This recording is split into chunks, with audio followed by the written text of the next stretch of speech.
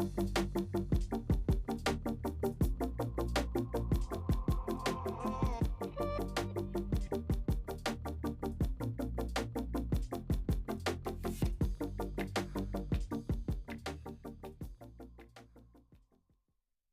September of 2021, Mohawk College was awarded a Global Skills Opportunity Grant from the Government of Canada to enable student trips abroad in support of global learning and intercultural competency development. Global Skills Opportunity is a national outbound student mobility program that enables more than 16,000 Canadian college and undergraduate level university students from across the country to acquire the global skills employers want and the Canadian economy needs. One of Mohawk College's Global Skills Opportunity projects supports students in the McKeel School of Business to study at the COA Business School in Vicenza, Italy for 2 weeks. Once there, they learn about the influence of culture and innovation on business model performance within an intercultural setting. In April 2022, the first cohort of 15 students and 2 faculty departed for the trip of a lifetime. One of the biggest values is that students will be able to learn about a new culture and learn about how different businesses operate in a completely different country. But I think the biggest advantage for students is that a trip like this is a confidence booster. I think COVID had and will continue to have a lingering impact on students. They were forced into online learning and isolation. So to a certain extent, they've been deprived of that interaction with other people. And I think some of those skills that they get about being face-to-face in a classroom and exploring different countries and companies will translate back into interpersonal skills that are critical for today's business environment. Both personally and professionally, it was absolutely incredible.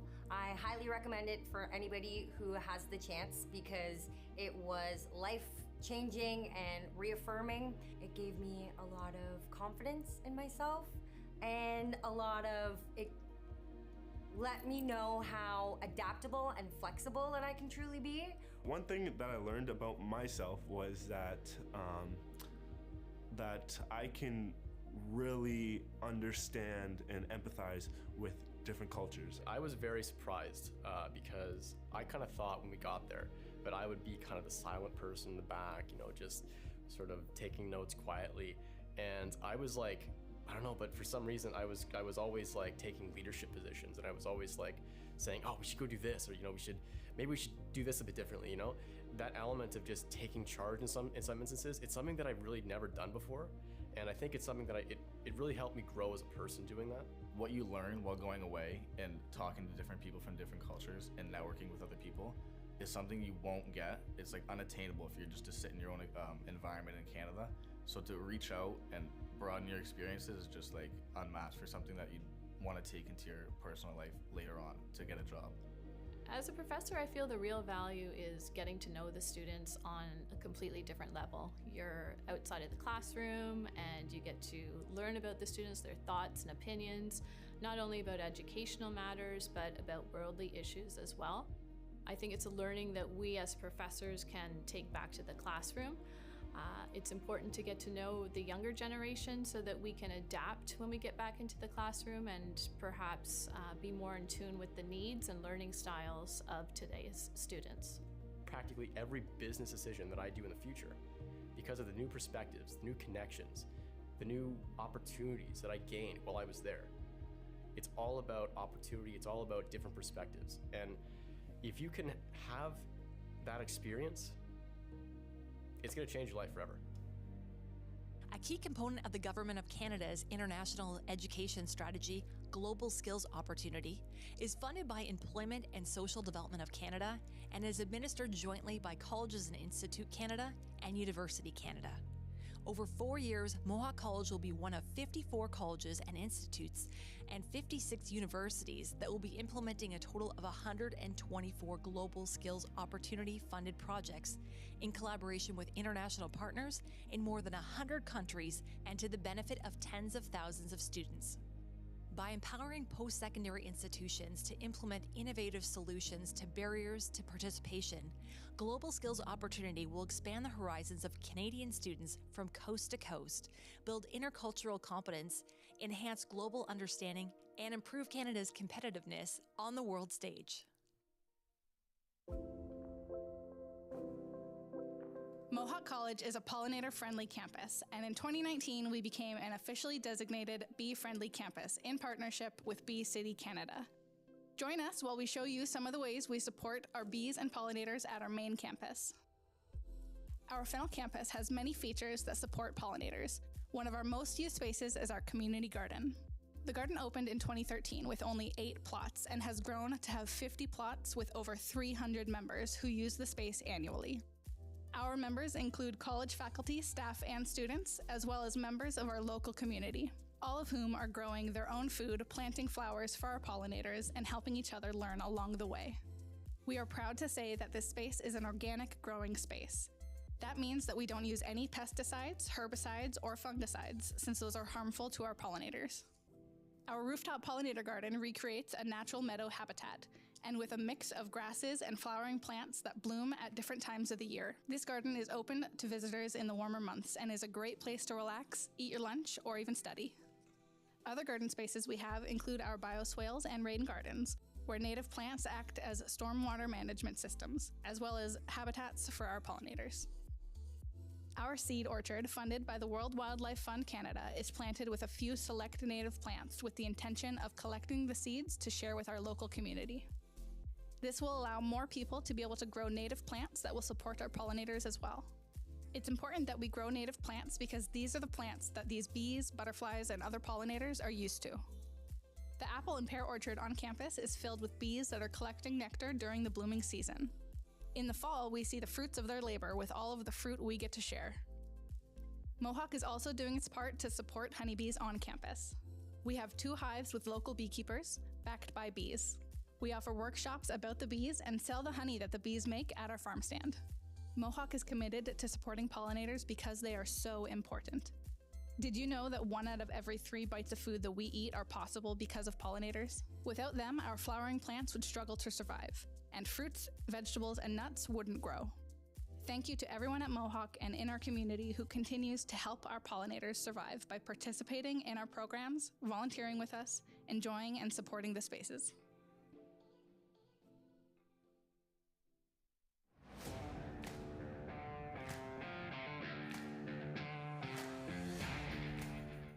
I got a phone call one day from one teacher and one student who said, "You should try teaching. You can't keep quiet."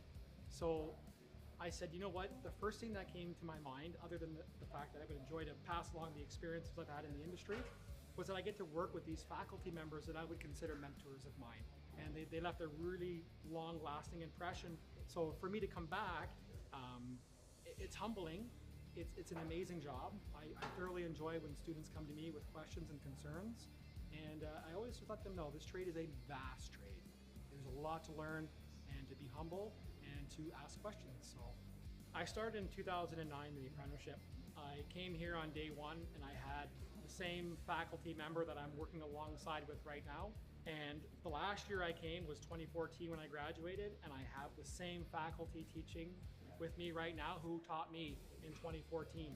What makes me tick? I've always got little projects going around the house. They never end. I'm really into cars. I'm into mountain biking, and we camp. My family and I camp. We love visiting provincial parks. We've been to the Bay of Fundy National Park. We've been to Thunder Bay last year. So we have a travel trailer and we try to explore Ontario. The overall environment at the college is extremely positive. Like I said, I work with a group of mechanics, a group of teachers who are very supportive. We're constant communication with each other. We set out rules and guidelines for the students to follow, and because these students are actively working in the industry, they're working professionals. So I get to go to school every day and work with active professionals in the industry, and I get to help them through their apprenticeship program. The college is supportive of things that I want to do when it comes to integrating technology or purchasing new equipment, and the students absolutely, when they see this, are like, can we work on it? This piece of equipment was actually, we purchased this a few weeks ago. This is a CO2 trainer. So again, we're trying to keep on the forefront of technology. And part of that is that a lot of these older refrigerants are being phased out, and we're now moving towards natural refrigerants. So this is a CO2 trainer. Really looking forward to having this as part of the curriculum moving forward. There's no competition. Dan Collins has set the bar extremely high for beards, and I could only hope one day to accomplish what he's accomplished in the world of beard growth. So I'm working on it, Dan. I'm coming. So I'm working on it.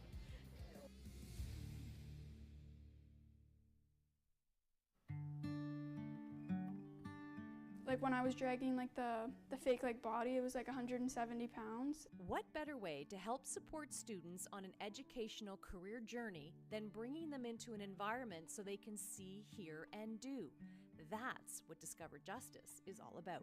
We were looking at ideas on how we could invite our local high school students onto campus to interact with the faculty, to see the facility, to learn about our programs, but more importantly, to learn about the jobs connected to those programs. High school students enrolled in law courses are invited for a day of discovery. I thought it was really cool because I've always wanted to be something like a police officer or a firefighter, something that is like hands-on, but this just like made me like really like, yes, I want to do this because of all the stuff that we learned today. I think people that want to do something hands-on, this is definitely something that would be fun to do.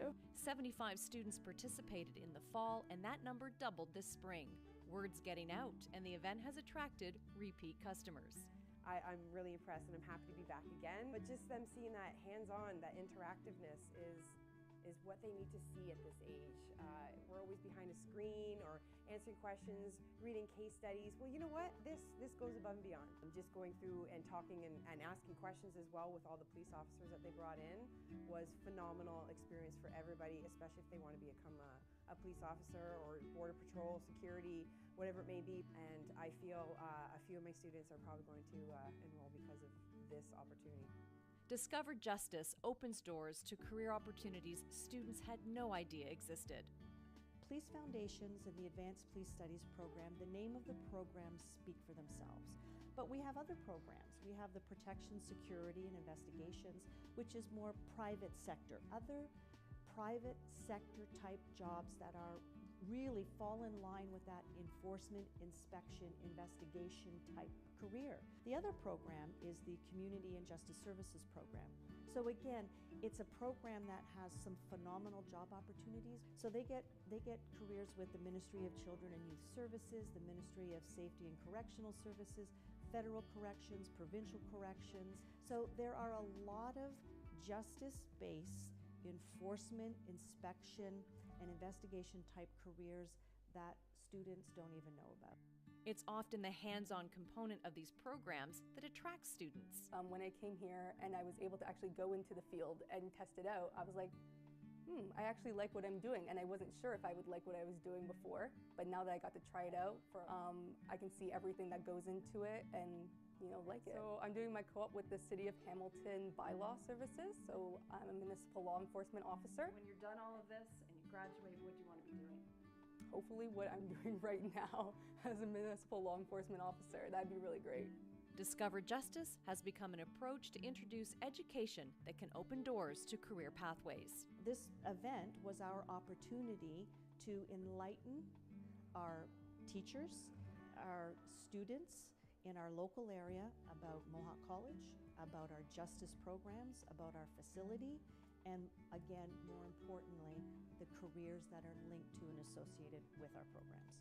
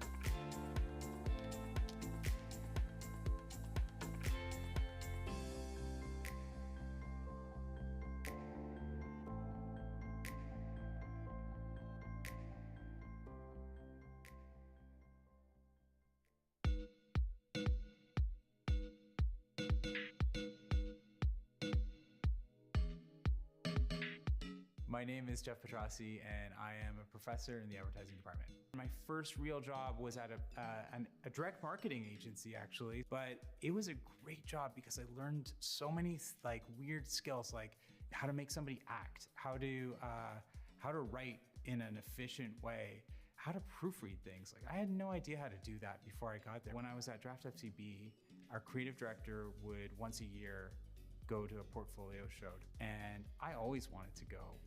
That was like my favorite way to spend an afternoon. Students started calling me and saying, hey, would you look at my portfolio? Like, what do you think of this? What do you think of that? And I tried to be really honest with students because I felt like a lot of people would just say, oh, this is really, really good, and then never see them again. Around that time, I started thinking about how I loved taking sort of this unpolished student portfolio and helping them get ready to go out and work. And I decided I wanted to do that more. So I have to say my favorite thing is the students, because some of the students could be lawyers, some of them could be stand-up comedians, some of them could be like visual artists. So you get this really weird mix in every single classroom, and I love that. My close second would be the buffalo chicken wrap at the student center. In our industry, you get raises and jobs based on awards. Agencies win clients based on awards. Awards show that you can be more interesting than other people or places. So I want the industry to see that Mohawk students can think in an interesting way, and awards prove that. That's like the only way that we can prove it beyond the portfolios themselves. When one student wins an award, it helps all of the other students in their class get exposure. It's like, oh, Mohawk, that's a great name. Yeah, I'll look at your portfolio, or yeah, I'll meet with you. It makes a really big difference when it comes to getting jobs. I think our students invest in doing super strategic ideas. The thinking that we do, I find is more sophisticated. The students have way more insightful thinking. They're really able to get to places that the consumer thinks that maybe they didn't even know that they thought. And then from there, drive at an idea, and let's not just accept the first idea. We always talk about how good is the enemy of great here. And with every contest we do, we have a lot of good, but how do we resist the urge to stop at good and to keep pushing until we have something that we're so excited about because we feel like it's truly great? So I have them go into a Google sheet and they brainstorm ideas, and I have them all open in different tabs, and I can go in and watch them brainstorm in real time.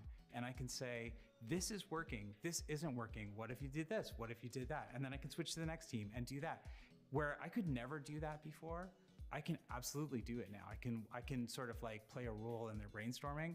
And there's a whole bunch of tools like that the digital learning enables, that I don't think we would have found out about if we weren't put in this position.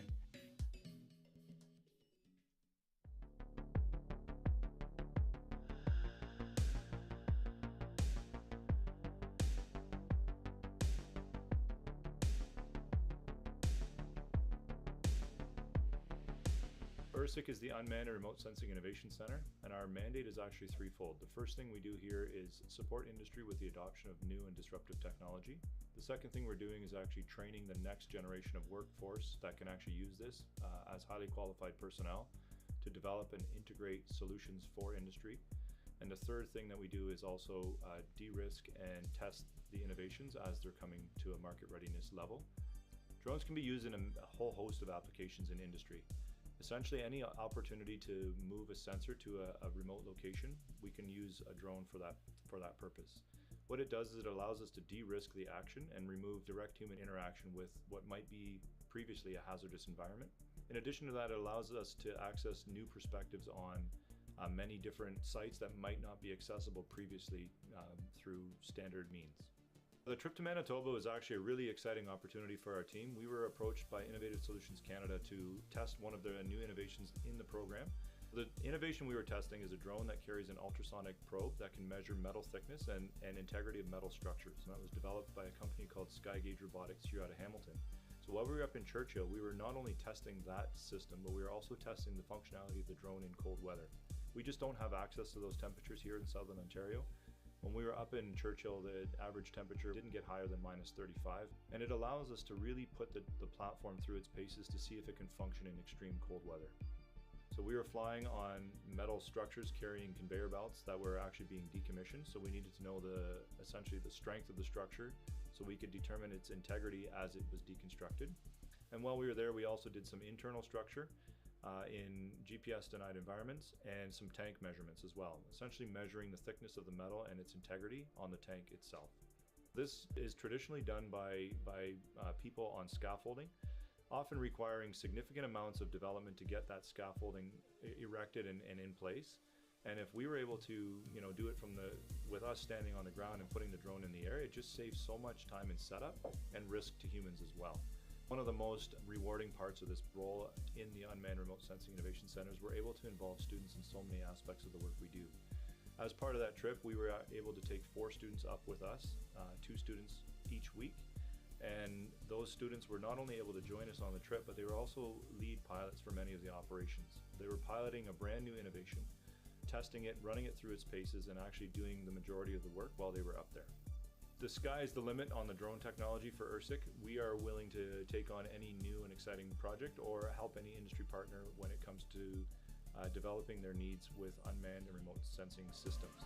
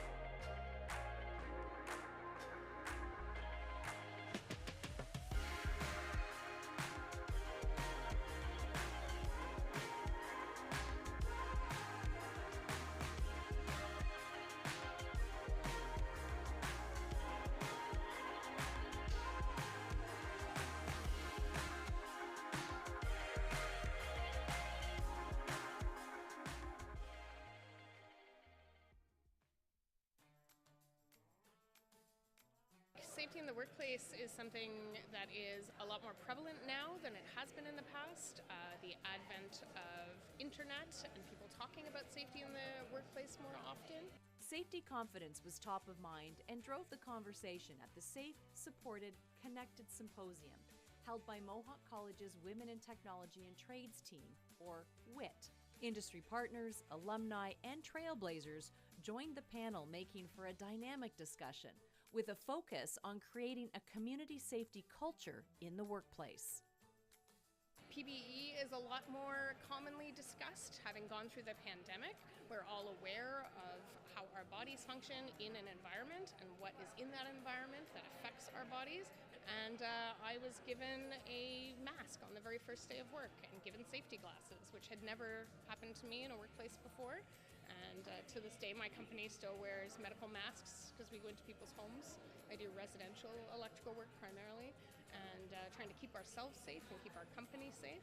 The panel spoke to developing a safety culture, building community within organizations, and the importance of employees feeling supported. And a safety culture is one in which people feel like they have the permission to say, you know what, this is not a safe environment, so I'm not gonna partake, or where they see things that are not following the safety procedures, that they have the courage to say, this isn't working right, and there are no ramifications for that. I think as an industry, we're looking at women as an important part of how we grow.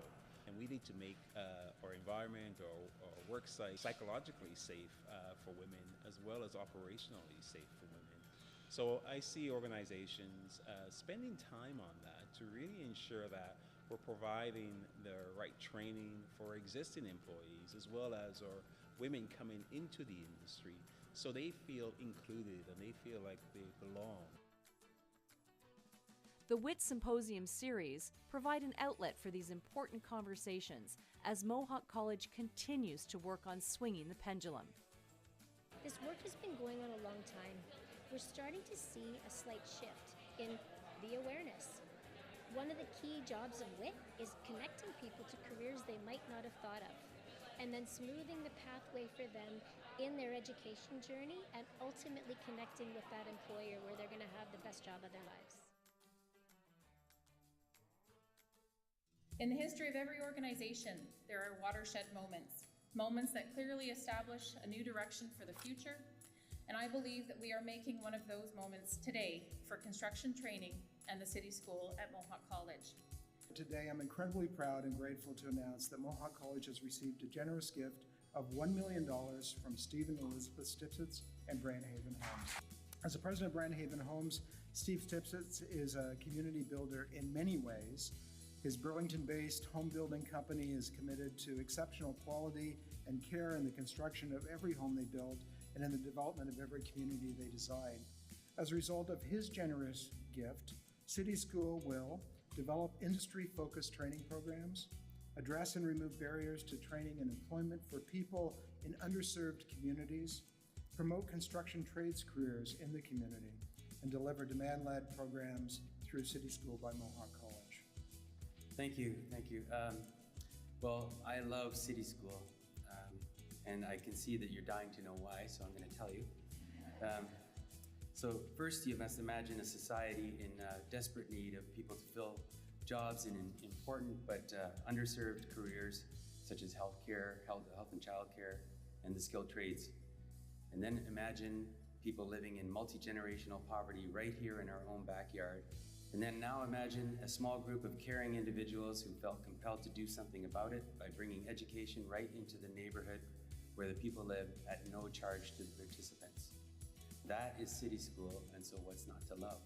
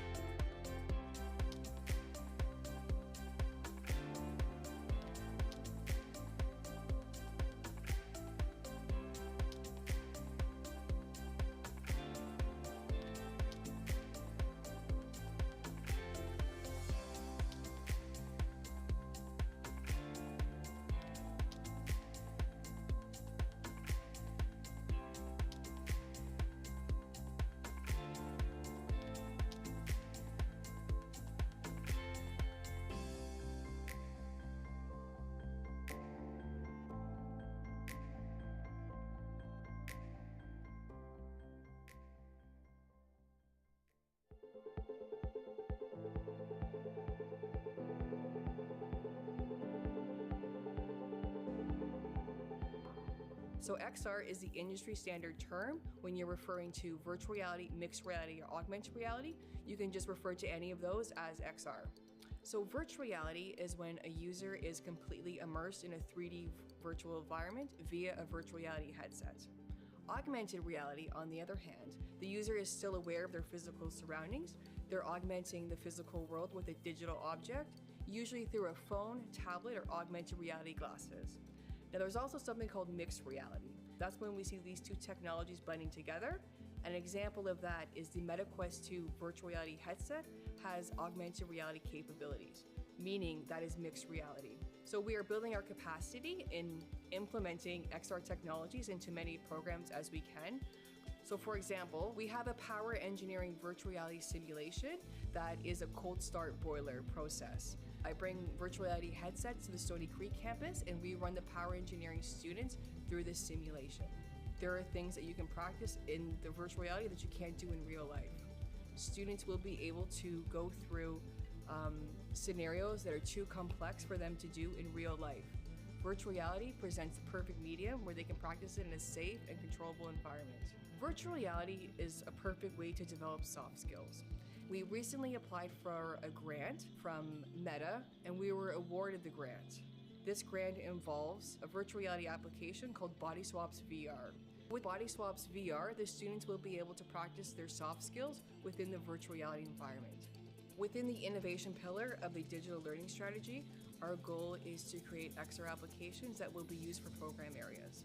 For example, we have VR escape rooms that were built for specific program areas, and we already have the faculty member booking time in the XR lab to take his students through it.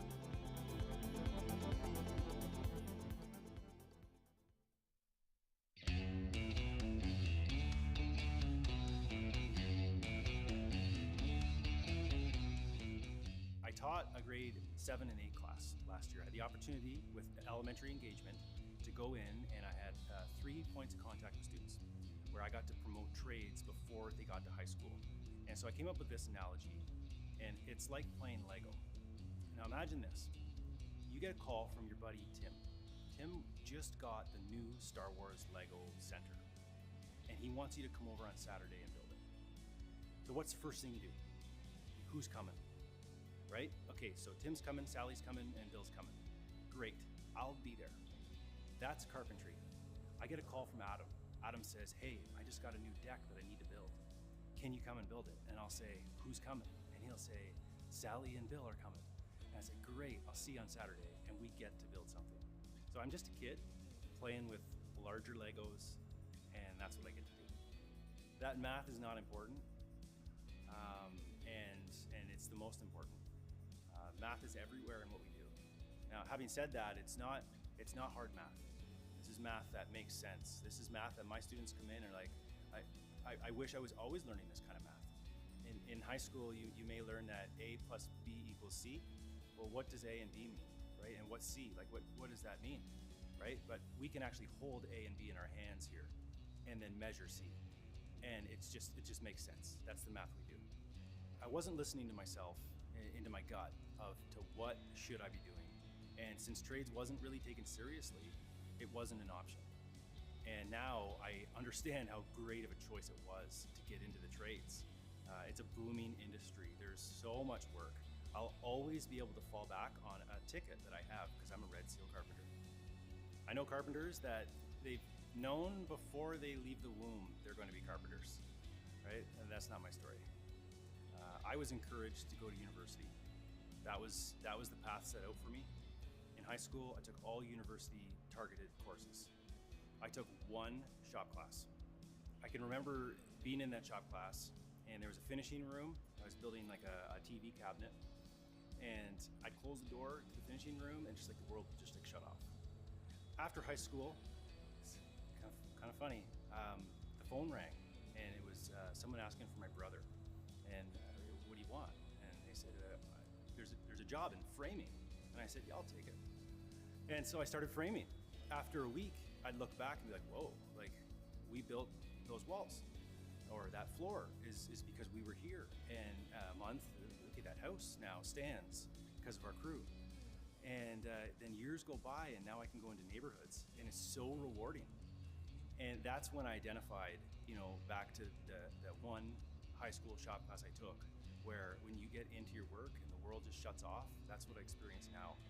And I see the product of what I can make, and it's so rewarding. And so that's when I got hooked. Industry trained, but I went through the apprenticeship program. So I came here to Mohawk, and I did my apprenticeship through this schooling. So this is a bit of a home to me for where my career started. Every tradesperson is a teacher at heart. If I could summarize every trade in 3 words, we do 3 things. We learn, we earn, and we return. And it's not that you learn first, then you earn, right? This all happens at the same time. All 3 of these words are all going on at once. You learn, you earn, and then you return the knowledge that you gain from someone else to somebody that is still coming up in the industry. That became the next best thing of my job. I love building, I love seeing the progress, but more so than that, I love seeing the progress of people I've taught. And I kind of wondered, how can I do that on a full-time basis? And Mohawk gave me that opportunity. One of the things I'm kind of honored about here at the college is that I get to teach along with teachers that taught me. I did an apprenticeship in carpentry. I would argue that I'm in an apprenticeship for teaching now. These are the people that surround me, and they look at my lessons, and they They sit into my classes and we bounce ideas back in the office, and we share PowerPoints and different presenting methods and all that. It's just such great teamwork. Mohawk has yet to say no to me, and I've got some pretty wild ideas, right? I said, you want to build a full-size house? And they said, sure. I said, really? Like, I go in with these asks and I don't know if I'm gonna get a yes. And I said, okay, next year, can I build 2 houses? Sure. Like full-scale houses. I asked for technology. Yep, done. You have it. So what can they do better? Well, they're doing a great job. The day they say no to me, we'll talk again. Every teacher here is a licensed carpenter. We come with real-life experience to the classroom, and our students will absorb that. And on top of that, they're doing it themselves. Our students are in the shops with our talented faculty as the students build their projects. It comes and goes. It's remarkable. Thank you, thank you. I can hide 10 carpenter's pencils in it.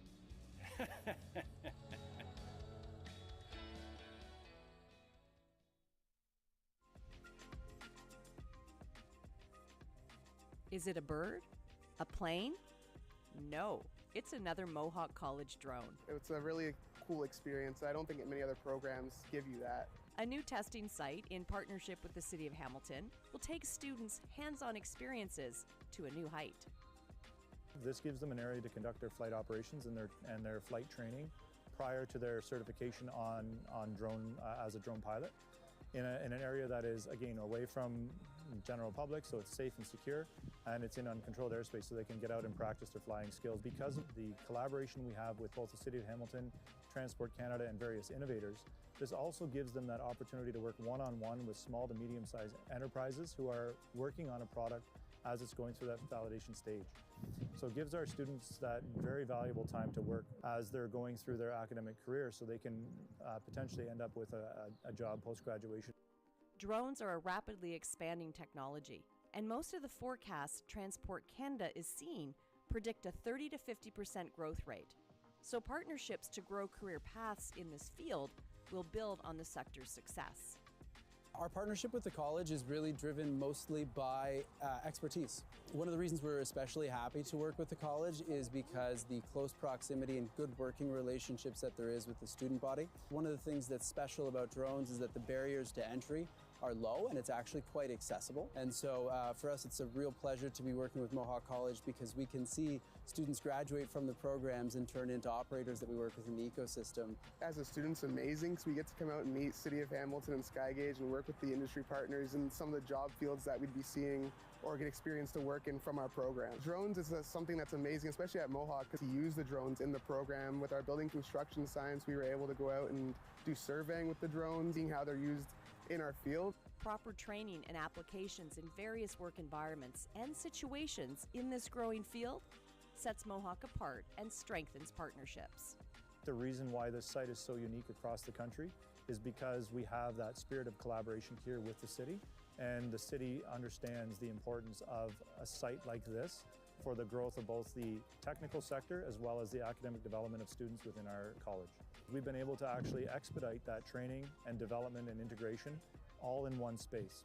So our students are given an opportunity to work directly with an industry partner in an environment where collaboration is encouraged and engaged in. Local Hamilton drone company Skygauge is an example of how industry and education collaborate. The most difficult parts of a business like this is finding willing test partners who can give you something like a boat like this to, go inspect and go try to test, even while it's still in development or in early development or with early customers, serving as that early adopter. And I think that the vision that Richard and I kind of crafted,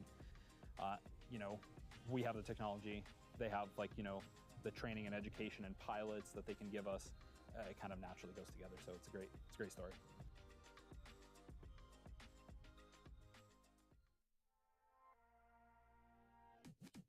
How about a college career choice that could lead to a world competition in Singapore? That is precisely what can happen for the top skilled trade students, demonstrating they are the best in their field at the Skills Ontario competition recently held in Toronto. All these skills I've learned over the past 18 months, I can pull them together and hopefully do well at this competition and keep going with my career or take a jump start towards my career. Skills Ontario looks for ways to champion and stimulate world-class technology development and employability skills in Ontario youth. And the skilled trades are roads worth traveling. You cannot look around anywhere without knowing that a skilled trades person touched that space. I would love for people to see skilled trades as an opportunity to explore multiple areas. You could start on the tools in the trade, but you can also end up in management, or you can have the opportunity to run your own business. The options and opportunities are absolutely endless as soon as you have that ticket that says, hey, I did it. Students that find their way to skilled trades see how this pathway can provide incredible opportunities. I picked the trades just because I want to be working my hands, moving around. I don't like sitting behind a desk. I don't mind getting dirty, and there's lots of money there if you're willing to work for it. And the millwright trade is very diverse, right? You can be working in a factory making, beer if you want, all the way up to windmills or power generation places. There's so many options within this one trade. I think a lot of the time in high school we're pushed towards all these more advanced courses and pushed towards these different career paths. But if you're willing to work and put the effort in and you're smart, you can have a great career in the trades. In my career, I see a few paths with it, either working my way up through management or maybe coming back to college and teaching, seeing where I can go with it. End of the day, I want to be on my feet. I want to be helping people get into the trade. The skill trade landscape is vast. There are 144 recognized skill trades. We have our traditional trades such as apprenticeship in electrical and carpentry. Those are household names. We know plumbing. What we don't think about is hairstyling, bakery, so pastries, for example.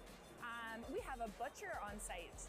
That is also a skilled trade and something that we don't technically think about as a skilled trade opportunity.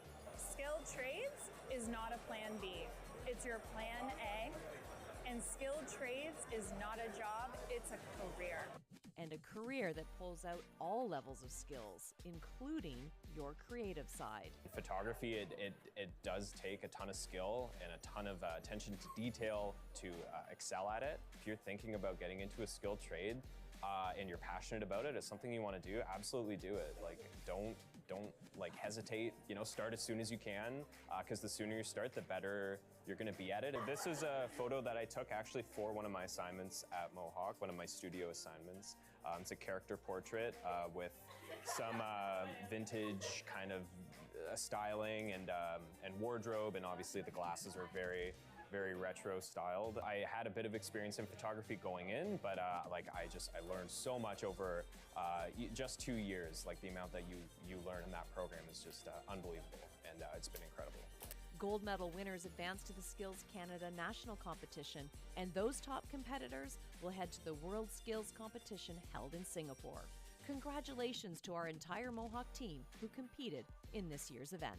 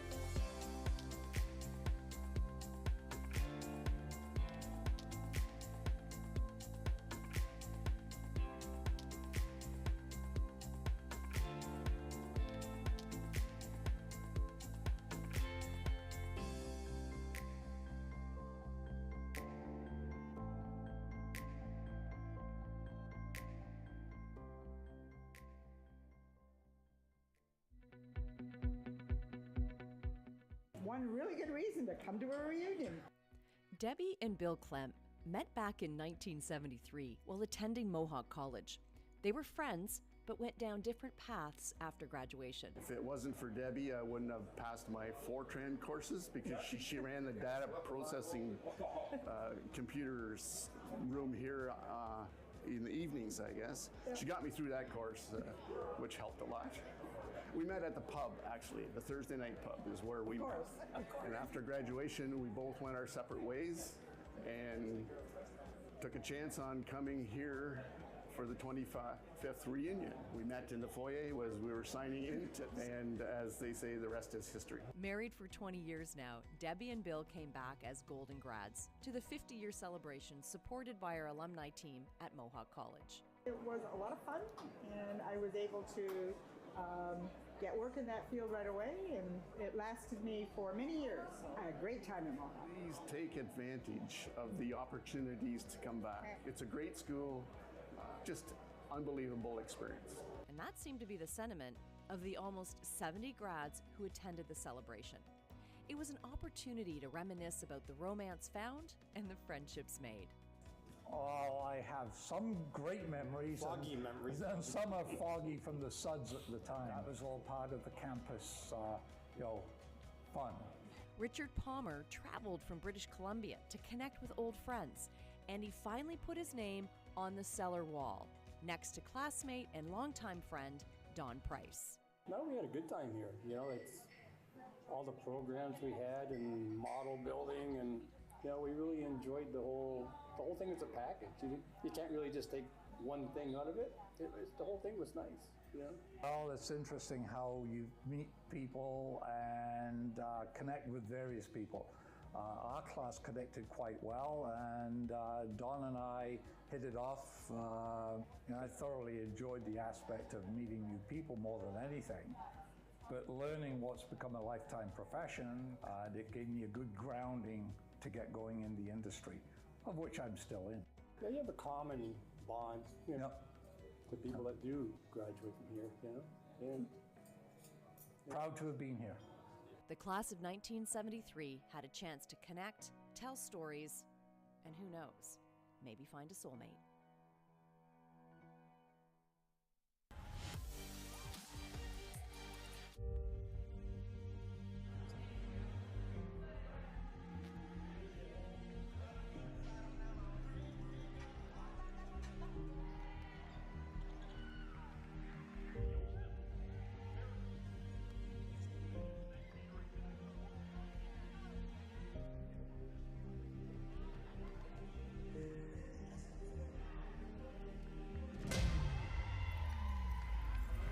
VIP treatment, a DJ, and an all-around high-end setup was the backdrop created at Mohawk College's David Braley Athletic Center for the Women's Basketball National Championship. It's been 8 years since Mohawk College hosted. Doors were open to spectators to watch high-level basketball showcasing top talent from across Canada. As you watch some of these game highlights, here's an overview of the tournament. The gym was set up to provide an exceptional experience. The main court was surrounded by bleachers for an up-close view. Tournament production was high to create that professional sports feel. And for those who couldn't attend, there was a live stream available throughout the tournament. The upstairs fitness center offered an additional warm-up, cool-down space for all teams. And there was a private athletic lounge, kind of like a Club Med without the water, outfitted with a stretch and activation area, free massages that were offered by Mohawk College's massage therapy students, and there was a student-run custom shoe restoration booth. The tournament was rounded out with an awards banquet held in the Arnie, with former Canadian women's national team member Michelle Plouffe as the MC and keynote speaker.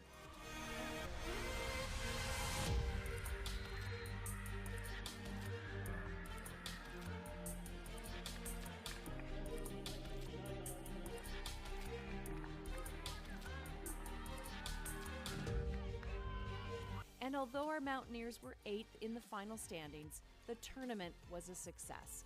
Congratulations to all the teams who participated. For the Mohawk College's athletic team, it was a slam dunk.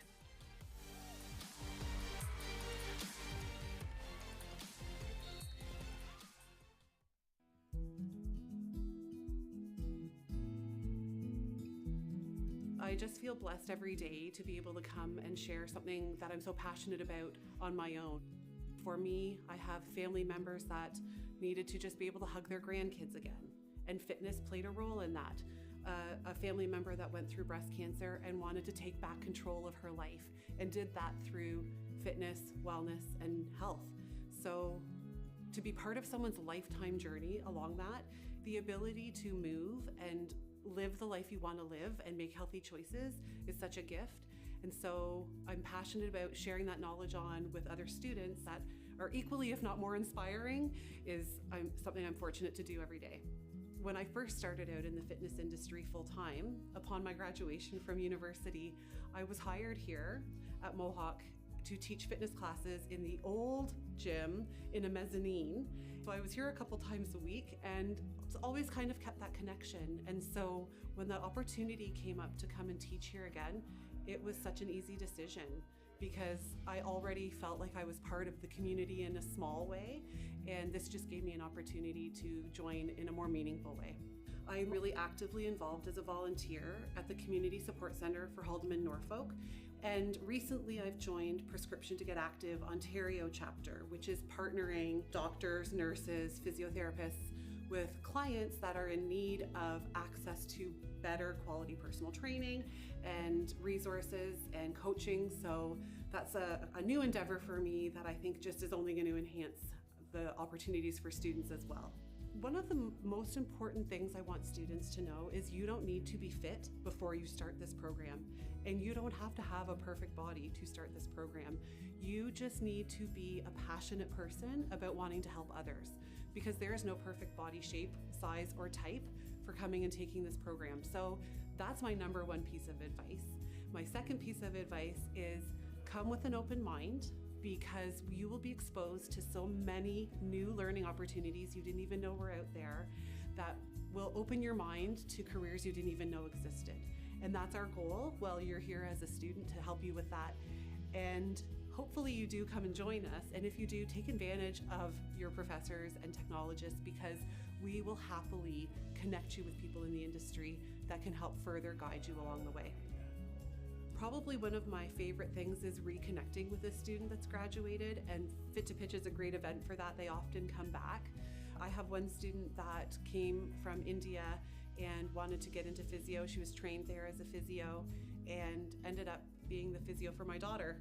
So that was really kind of a neat moment when I walked in and realized that's who it was, and fully trusted her with my daughter to go through some of those treatments with her. I love walking down the streets, walking through the mall, and just reconnecting with students and finding out what they're doing, because it's such a diverse range of careers they've ended up in.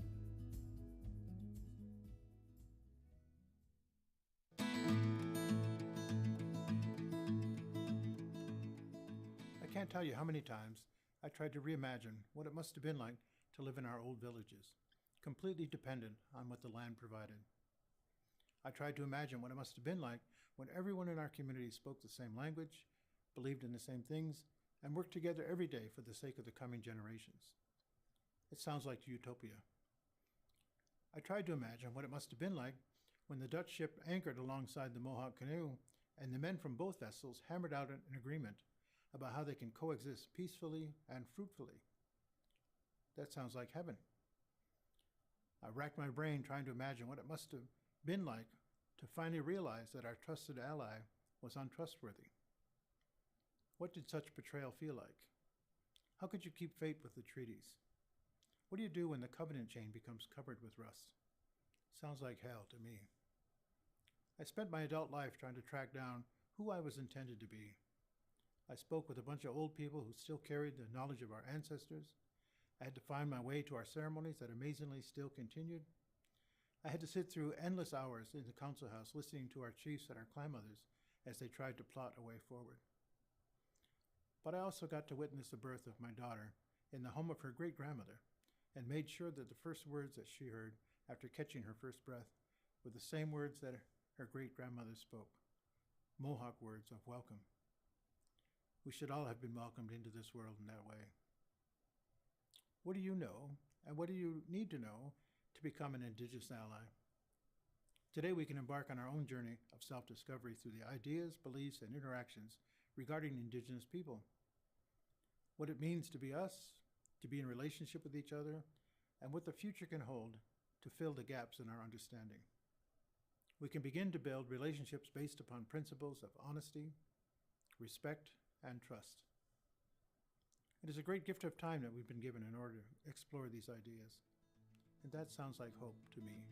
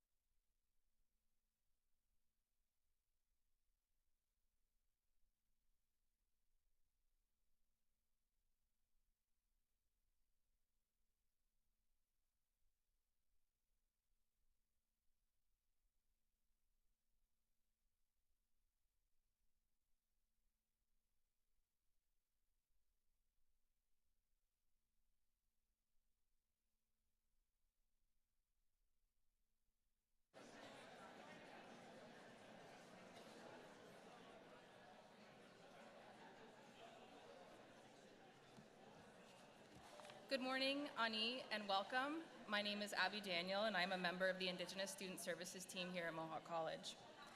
I'd like to welcome you to the traditional territory of the Haudenosaunee and Anishinaabe nations that we've gathered on today.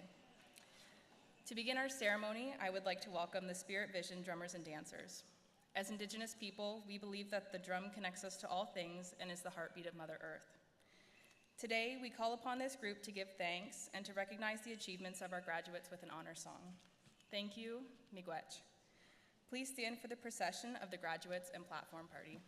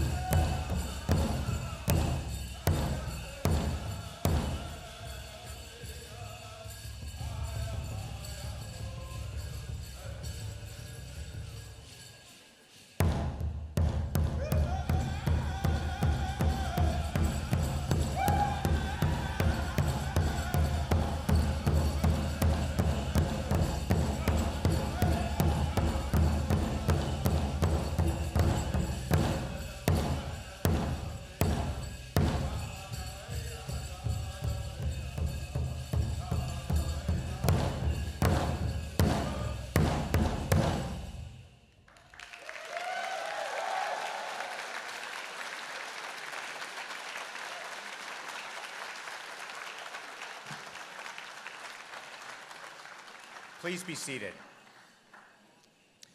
Thank you to the Spirit Vision traditional Indigenous drummers and dancers.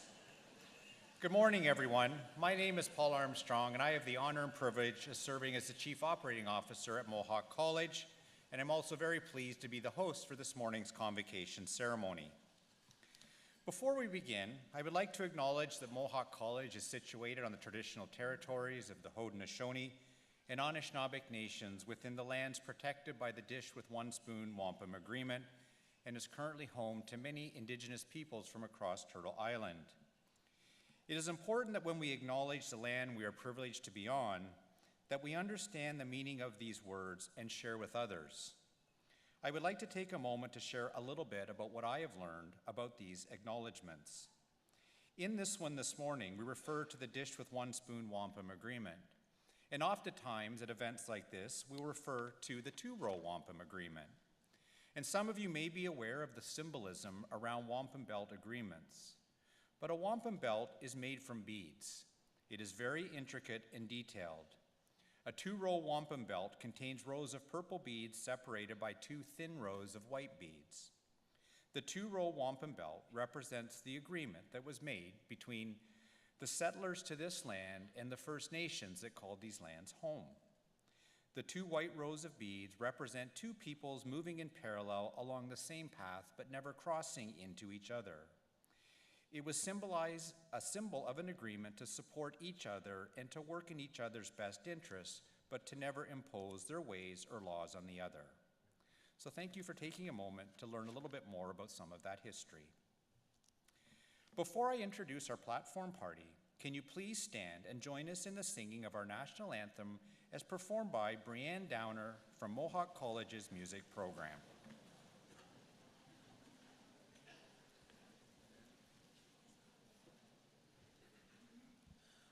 Oh, Canada, our home and native land, true patriot love in all of us commands.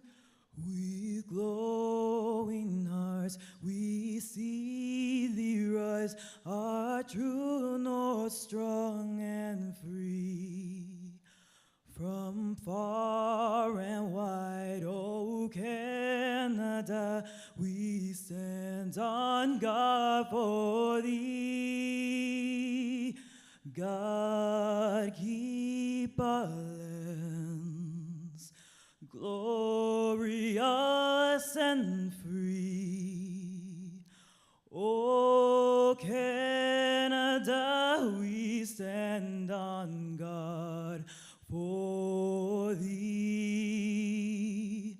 Oh Canada, we stand on guard for thee.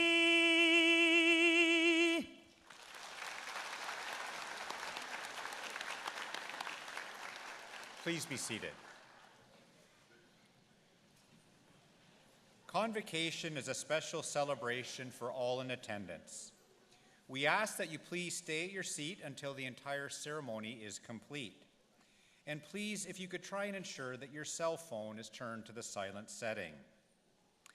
I am now proud to declare that this convocation ceremony is open.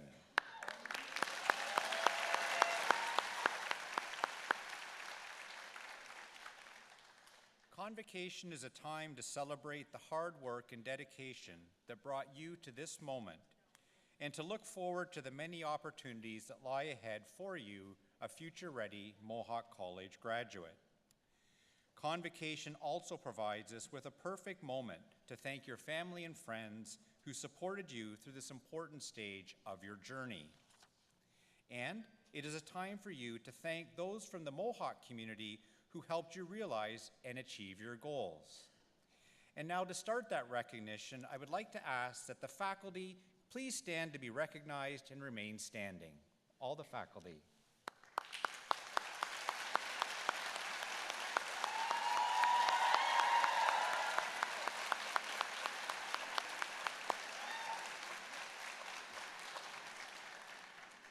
Next, I would like to recognize our staff, alumni, and union representatives who are joining us today. Please stand and be recognized.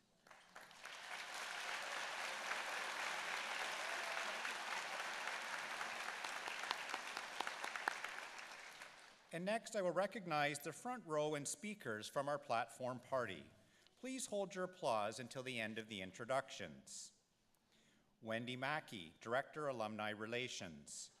Elizabeth Joy Phillips, President, Mohawk Students Association. Laura Thomas, Interim Dean, School of Health and Community Studies.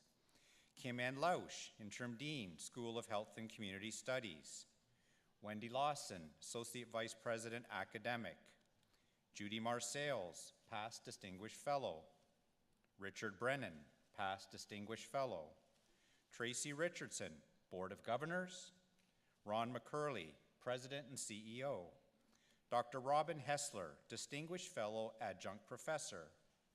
Krista Welsh, Registrar and Senior Director, Strategic Enrollment Management. Katie Burrows, Vice President, Students, International Alumni, and Dr. Siebert Adamson, Vice President, Academic. A round of applause for the entire platform party.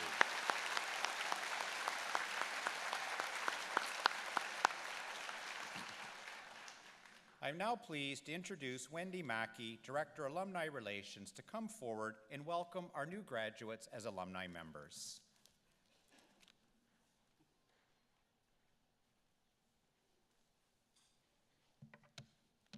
Thank you, Paul. Good morning, everyone, and congratulations, class of 2023. Graduates, you've worked hard to reach this moment today, and I'm truly honored to officially welcome you to the Mohawk alumni family. Although your studies are complete, your connection to the college is lifelong. If you have not already, I encourage you to take advantage of the many services and supports available through the Mohawk College Alumni Association, which serves as your direct link to a strong network of over 165,000 graduates. Connect with and learn from fellow alumni working in your field. Enhance your career development through workshops and one-on-one career support. Attend social events or learn something new by participating in a personal development workshop. Volunteer your time as a committee member or in a classroom as a guest speaker. Access exclusive alumni benefits and discounts through your Mohawk Alumni Perks app. There are so many ways to benefit and stay connected. As a graduate, you are a valuable member of the Mohawk community. With a solid education in hand, you will use your knowledge and skills to make a difference in your chosen field and in the wider community. And we will be rooting for you every step of the way. As you cross the stage today, I will present you with your alumni pin, and I hope that you will wear it with pride. On behalf of the Alumni Associations, congratulations once again. We are so proud of all that you have accomplished and look forward to continuing to support you throughout your career and your life. Thank you.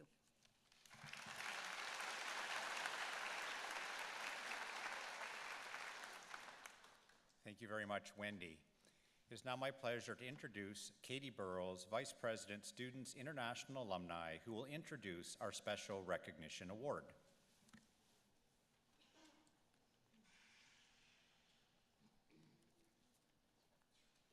Thank you, Paul. Good morning, everybody. President McCurley, it is my privilege to present you with a candidate for an award of distinction. In particular, I am recommending a candidate be awarded as Distinguished Fellow, Adjunct Professor of Mohawk College. This honor is proposed in recognition of community leadership.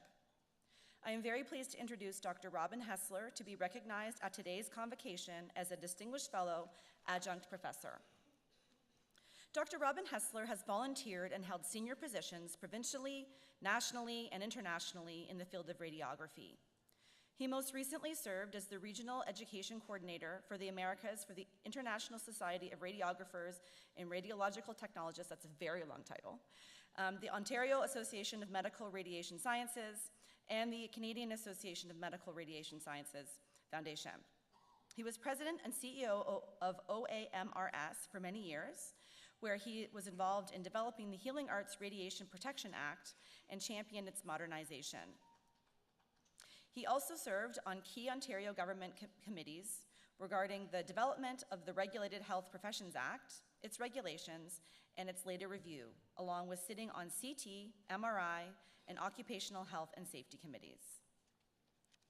Dr. Hessler has long been associated with Mohawk College's Medical Radiation Sciences program and is currently a member of the Program Advisory Committee and a past chair. Dr. Hessler helped bring radiography to northern communities, first through the Mohawk McMaster Basic Radiography Worker Program, and later through the OAMRS's Basic Radiological Technician Program in Northern Ontario, Northwest Territories, and Nunavut, which empowered Indigenous healthcare providers to train and provide diagnostic services to their communities. Through his attention to detail, passion for the profession, and seemingly unlimited energy, Dr. Hessler has changed the medical radiology profession for the better.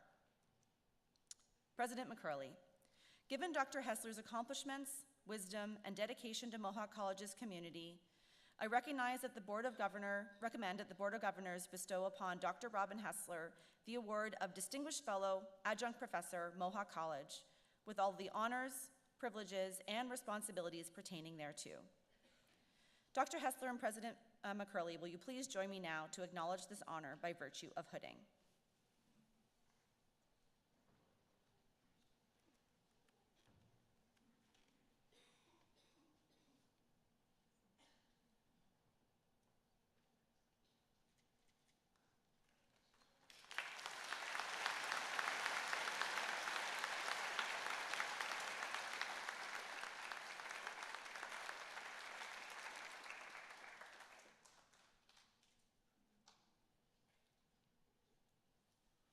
Well, congratulations, Dr. Hessler.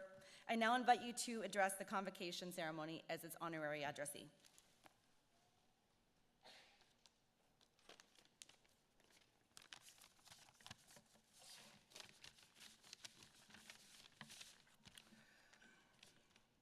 President McCurley, distinguished platform guests, passionate, dedicated, and esteemed faculty and support personnel, clinical educators, families and friends of the graduates, and most especially the graduates here today. I'm very honored to be here. In fact, this has been a humbling but amazing and truly unexpected event in my life. I would just like to take a moment and thank the college for this fantastic honor. Thank you. I may be honored, but I am honored to have worked with esteemed college leaders like Paul Armstrong, Wendy Lawson, Laura Thompson, Sharon Baptiste, among others. They've been instrumental in my involvement with Mohawk College, and I thank them. I'm also honored to say a few words to the amazing graduates here today. Graduates, are you excited? Me too, yes. I'm very excited by the honor Mohawk College has conferred on me, but I'm really excited for you. Today is not the end of your learning. It's not even the beginning of the end of your learning. But it is the end of the beginning of your lifelong learning yet to come. You're an amazing group. You are so well prepared for practice life and the challenges ahead in our ever super rapidly evolving healthcare environment, and especially the practice environment in which you now enter, no matter what profession you're going into. Think about it. You came through the pandemic in which you were severely and constantly challenged, personally and academically. You had to be innovative. You had to problem solve new ways of learning. You had to use critical thinking on real life situations. You had to be creative, and all the while not get dissuaded from your dreams. To be the best you can be as a future healthcare provider or practitioner in whatever your profession is going to be. You have the foundation now as you enter practice, your calling, but that's all it is, a foundation. This convocation is indeed the end of the beginning of your lifelong learning. formal and informal. To thrive and to excel, you will need to continue that learning process, as I have done and continue to do so, even in my so-called retirement. I encourage you to follow the path to success by getting involved in your professional associations, which will open doors and avenues you yet have to dream of. By giving back, you will find that your life will be enriched, as mine has been, and because of this, I'm a better person overall for giving back to my profession and my communities of education and practice, which has helped others to thrive in such faraway places as El Salvador and Odessa, Ukraine, and as close to home as Sioux Lookout and Hamilton, to name a few. Get involved with the Mohawk College Alumni as a way of giving back to this nationally esteemed educational institute of excellence, which has prepared you well for your practice, and I dare say, your personal lives now and in the future. Dialogue with and learn from other professions, not just your own, and listen to your patients and their supporters, for you can learn much from them. I know I have. In my travels across Canada and my work internationally, I've learned so much from others about who I really am as a person, which helped me broaden not only my practice abilities, but my understanding of the challenges that they face and just how amazing those practitioners innovate and make things happen despite the conditions that they are often in. And that's because they are committed and they are passionate to help others, as you must be. So don't silo yourselves, which is really, really easy to do. So to provide the best patient care, it takes a community of healthcare providers of all stripes. To do that, remember, it's not about you. It's about collaborative and cooperative practice in today's environment of ever-increasing overlapping scopes of practice and the evolution of same. More importantly, it's about true, and I do mean true, patient-centered care, no matter who that patient is. So remember this, when things get tough and stressful out there, and they will, remind yourselves, graduates, your calling is to provide high quality, safe, ethical, compassionate, and above all, empathetic care and service to your patients or your clients. That is the way. Thank you.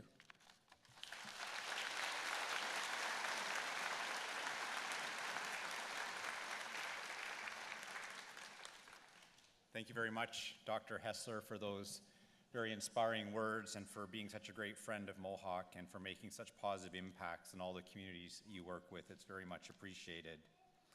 I'm now pleased to introduce Elizabeth Joy Phillips, President of the Mohawk Students Association, to come forward to bring greetings to the graduates.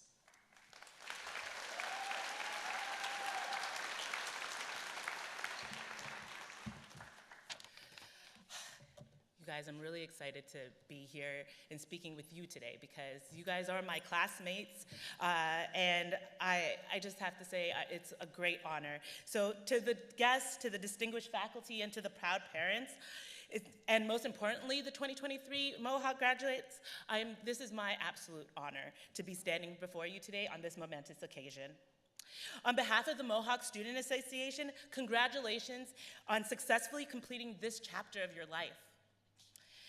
As we gather today, we reflect upon the different paths that brought us to this moment. Some of you embarked on this journey straight after high school, eager to gain the necessary skills and knowledge to navigate this working world. Others join us after gaining valuable work experience and life experience, seeking to refine your skills and pave a way to a new career. And yet, some of us chose to leave the traveled great distances here today, and to choosing to leave the comforts and the familiarity of home and come to Canada and experience all that Mohawk College has to offer. Regardless of the road that you traveled, each of you have demonstrated a dedication and commitment. The difference in our experience lies in our perspectives. Filled with curiosity, as students, we come to college to acquire the tools that will shape our very future. It's an opportunity to lay a strong foundation and to learn how to weather storms and carve out our path. It's about harnessing these skills and refining them further so that we can prepare for the changes and that align with our aspirations. Regardless of our background, this journey that we completed was not without its challenges. We endured a pandemic that was mentioned before, a time that reshaped the very landscape of education. The sudden shift to virtual learning forced us to adapt and discover new ways of acquiring knowledge. You showed remarkable resilience, navigating the various virtual platforms and technologies, all the while yearning for that engagement and connection that comes with being in person and in the classroom. But like diamonds, you were forged under pressure, and you emerged stronger and more versatile and more prepared for the road ahead. Today, as you stand on the precipice of your future, take a moment to reflect on the steps that you took to reach this milestone. This chapter of your life within the vast tapestry of your college journey is now complete. You have grown intellectually, emotionally, as well as personally. So cherish these memories. The late night study sessions, the wondering if that assignment will ever get completed, as well as the friendships that you forged and the transformative experiences that have shaped you. As you visualize your future, remember that it's not the end, but a new beginning. You now possess the clarity and the understanding to build the next steps towards your future life and career path. Embrace the possibilities that lie ahead. Believe in yourself and your abilities. The world needs your unique talents, your perspectives, and your contributions. Cherish the connections that you have made here today and continue to foster new ones. And remember that the pursuit of knowledge, personal growth, and self-discovery is a lifelong endeavor. Take every opportunity to learn, adapt, and evolve. Finally, as you step into the world, know that you carry with you the hopes and dreams of those who have supported you along the way. Congratulations again, and class of 2023, and may your future be filled with boundless opportunities, success, and fulfillment. Thank you.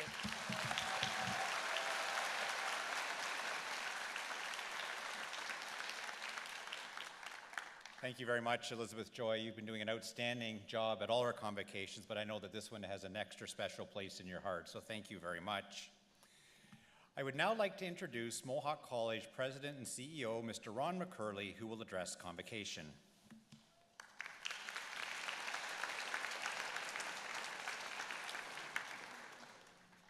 Well, thank you very much, Paul. Good morning, everyone. Delighted to see you here. Let me start by offering a very warm welcome to the friends and the family members who are here joining the graduates either in person or online today. Thank you for being a part of this very special occasion, this very special milestone in the celebration of our graduates. And graduates, as your college president, I just want to say that I am very proud of you and your achievement and all that you've accomplished. The people who have joined me on this stage are very proud of you. Your family and friends are very proud of you, and the hundreds of other college faculty, staff, and employees who have played a role in your college experience are all proud of you as well. And maybe they'd all join me in congratulating you one more time.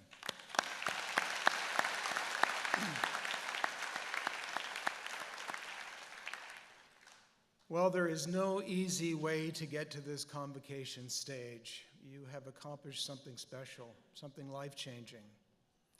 And we're grateful, first of all, that you have chosen to pursue your college education here at Mohawk with us. You persevered, you completed your program, you're now able to move on to the next stage of your life with a credential in hand. But before you leave here, I'd like to offer you a word or two, or maybe a few more, as you move into the next chapter of your lives. Whether you came to Mohawk College from a few minutes away, from Hamilton or Burlington or Grimsby, or maybe you came from a few hours away, from London or Sudbury or Peterborough, or maybe you came from half a world away, from India or Nigeria or Colombia. Each of you came with a unique story. Each of you are on a unique journey, and each of you holds a unique dream in your heart. Wherever you came from, however you found your way here, you came to Mohawk College with a goal in mind. You came to pursue a college education on your way to a meaningful and a promising career. When you enrolled here, you had a reason for being here. No matter where you came from, no matter what challenges you faced or which pathway you took, while you were pursuing your education, you had a purpose. You learned with purpose. And my advice for you today, before you chase that exciting future which is in front of you, is to remember to live your life with purpose. During college, you had a schedule to follow, you had classes to attend, you had assignments to complete. You knew what had to be done to succeed, and you did it. The goal of finishing your program was broken into smaller goals, submitting a project, handing in an assignment, finishing a work placement. Each step was aligned to your goal of graduating from your program, and you succeeded. You see, while you were learning your lessons, preparing your assignments, and passing your classes, you were learning some other important life lessons as well. You were figuring out how to chase a dream, how to honor a commitment, and how to turn your ideas into action. You moved with purpose toward your goal. Now, with the benefit of a college education, some new life lessons, and a network of classmates, you are well equipped to pursue your dreams. Before you decide what you want to do in life, be sure to take some time to figure out who you want to be in life, and therefore what you will stand for. What's the purpose of your life? What's really important to you? What would allow you to start every single day with a sense of energy and direction? You know, my father used to say to me that if you do what you love, you will never work a day in your life. Oprah Winfrey said something like this: follow your passion and it will lead you to your purpose. I think they're both right. Identify what it is that will provide you with satisfaction and fulfillment as you spend your time and your skills and your energy. Find your passion and follow it. Set your goals and move with purpose toward them, and passion will provide you the fuel for your journey. If you don't have a goal, how will you know when you achieve it? If you don't know where you want to go, how will you know what direction to head? If you aren't passionate about what you're doing, how are you ever going to stay motivated? To quote Dr. Seuss, whom I'm pretty sure was not a real doctor, he said, with your head full of brains and your shoes full of feet, you're too smart to go down any not-so-good street. So find your purpose. Set some goals. Think about who you want to be, and then think about what you will need to achieve all of that. Now, your goals may be professional, they may be personal, they may be social. They could focus on career building or community building or relationship building. More than likely, your goals will contain a combination of all those things.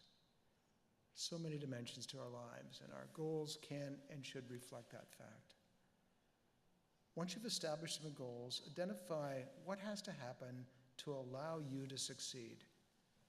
Break it all down into smaller steps or tasks that will move you in the right direction.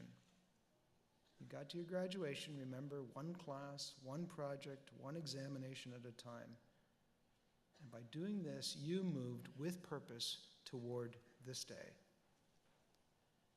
So I'd encourage you to apply the same approach to your life.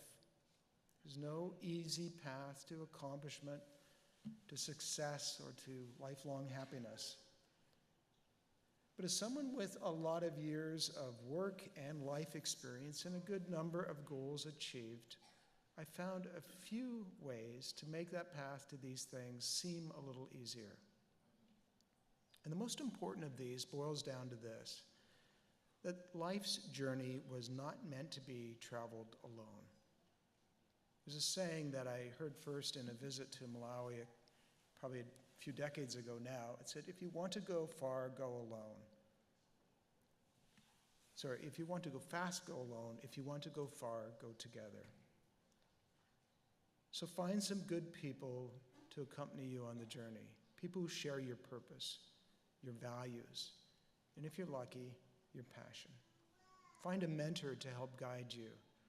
Ask questions. Seek their advice. Keep learning.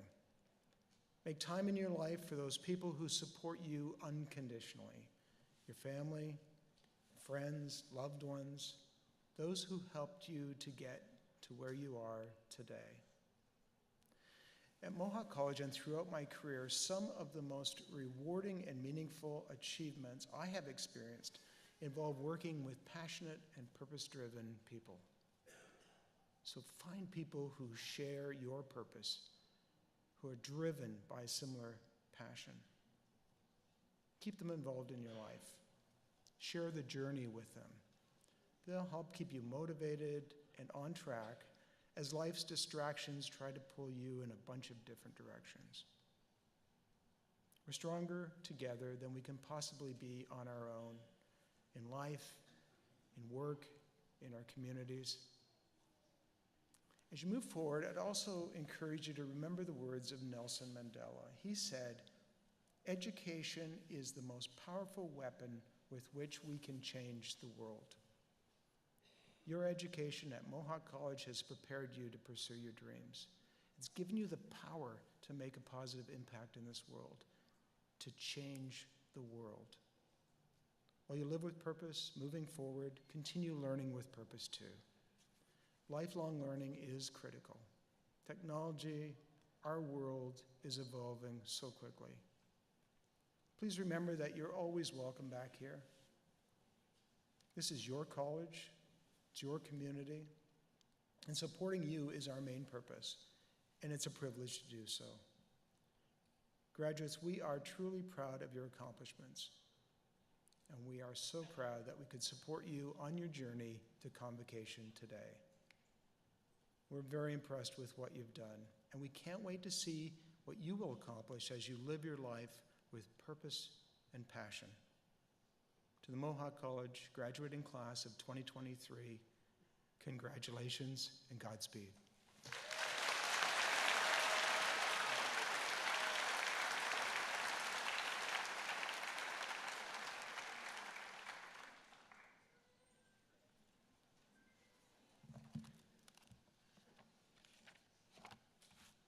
Thank you, President McCurley. My name is Krista Welsh, and as Registrar, it's my privilege to introduce the most important part of this ceremony. Graduates, it's now time for you to cross the stage and be admitted to the Alumni of Mohawk College.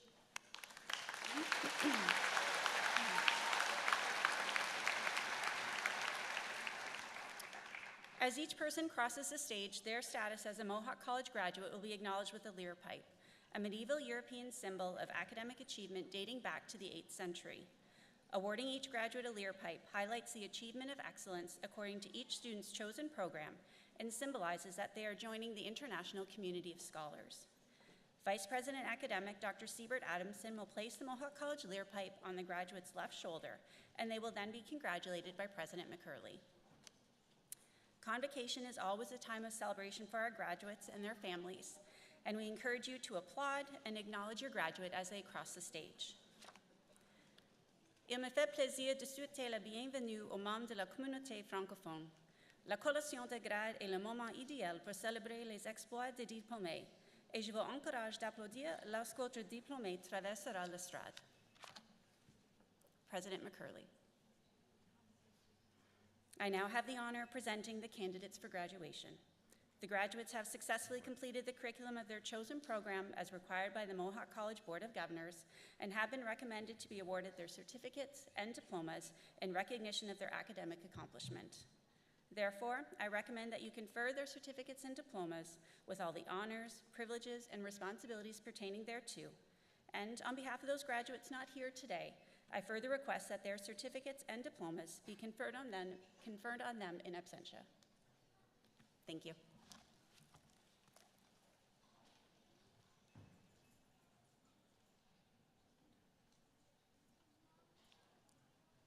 Canadian Healthcare. Ejemin Ayigbe.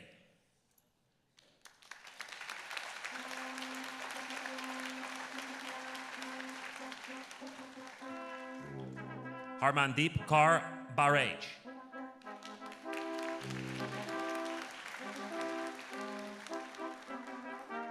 Rikita Radhakrishna Chinta.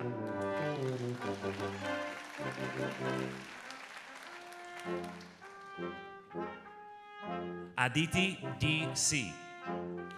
Honors.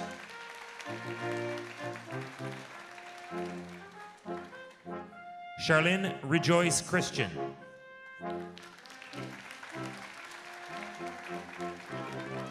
Navpreet Kaur Dhaliwal.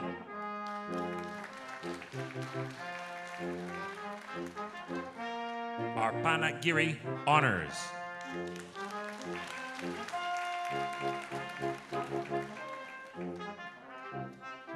Prachi Goswami.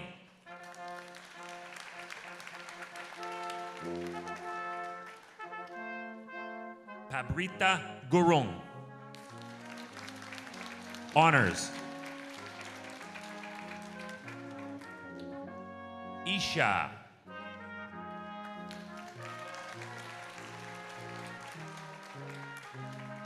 Yagnesh Kumar Jani.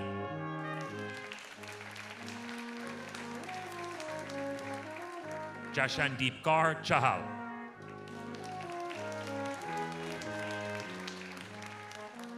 Amanpreet Kaur.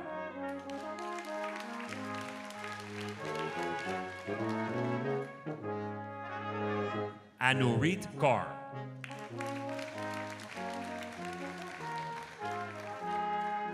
Ashandeep Kaur.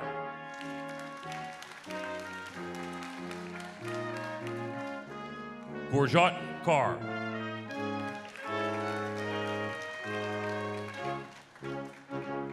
Jasmine Kaur.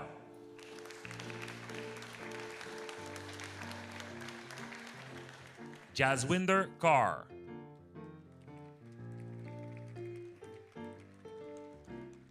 Kamalpreet Kaur.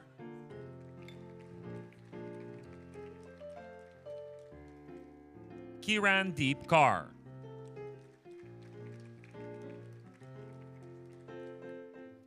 Navdeep Kaur.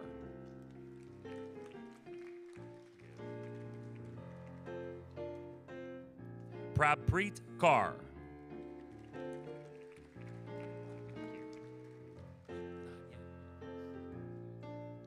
Sukhbir Kaur Honors.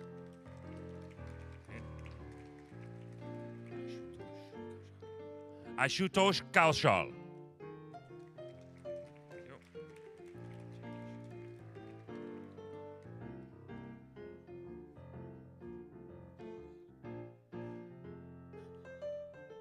Jayesha Punit Kumar Lad.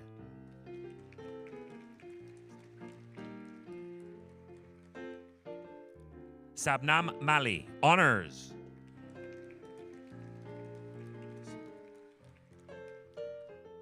Olubisi Okewole. Honors.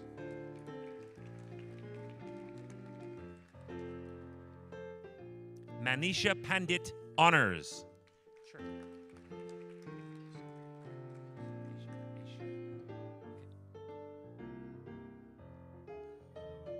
Aisha Patel.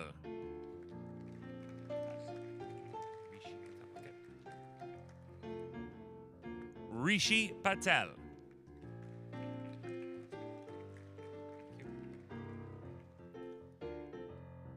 Angeli Ponquilla.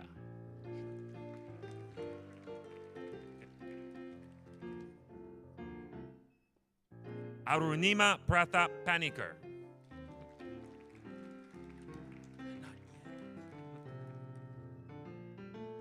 Sapna Rani.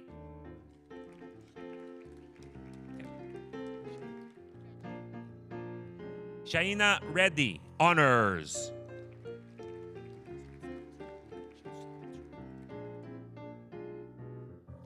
Kajal Sahutra.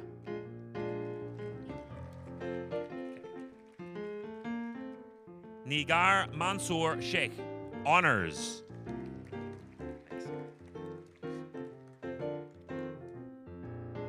Gurinder Singh.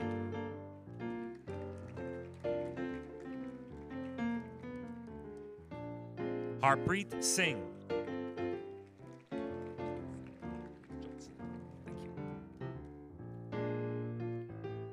Jyotsna Singh.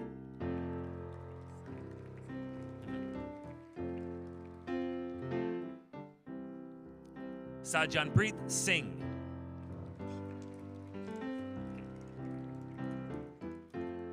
Ishita Sood.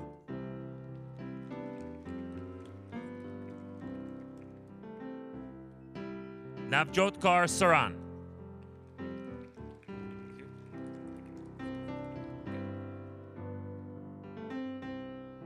Drutiben Sutar.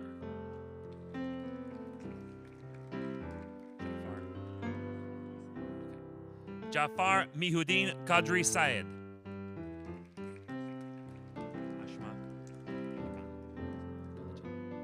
Ashma Tulachan.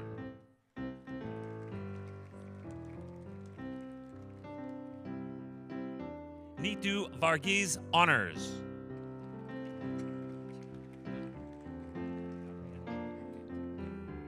Cardiovascular Technology, Rachel Adeyanju.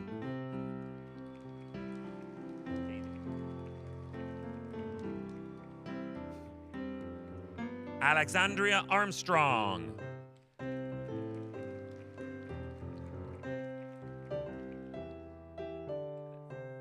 Michaela Baird.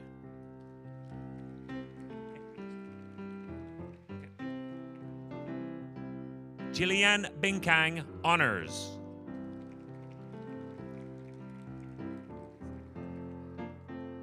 Saeda Binotri.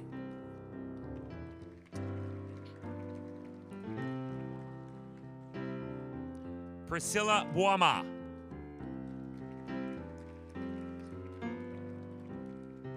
Stacy Campbell Carter.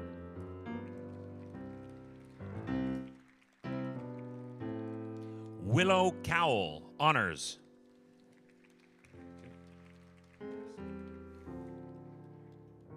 Elif Ersan.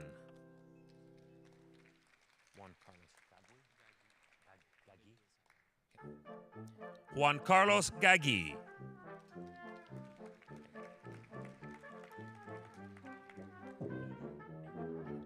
Megan Godwalt.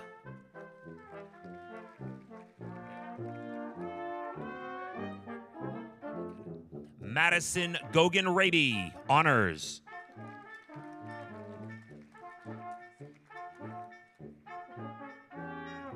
Nawal Hussein, honors.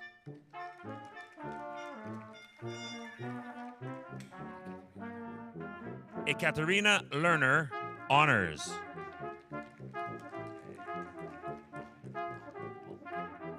Sarah Ma, honors.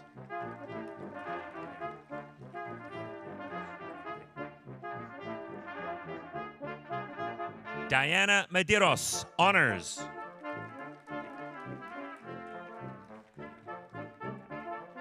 Calvin Meerveld, honors.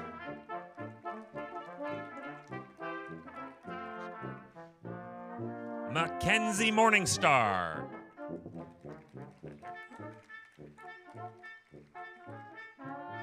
Emma Schreiber.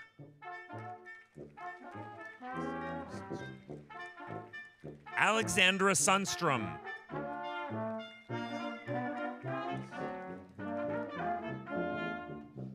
Reynaldo Teves, honors.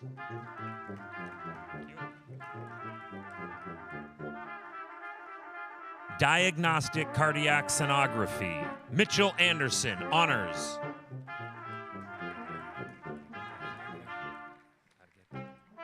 Alejandra Argueta Escobar.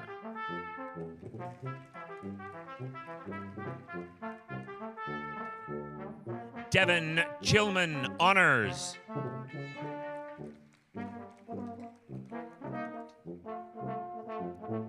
Brianne Forty.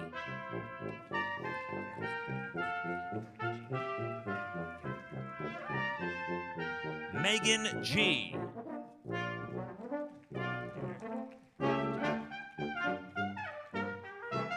Jasroop Gill.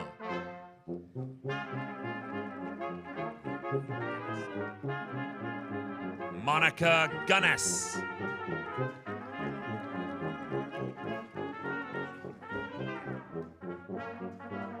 Erica Hubert.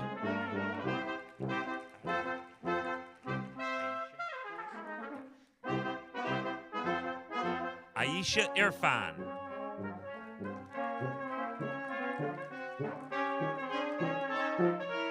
Sarah Kamaluddin.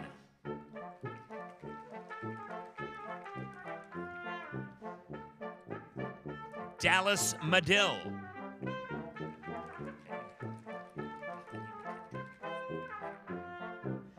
Bethany McKendrick.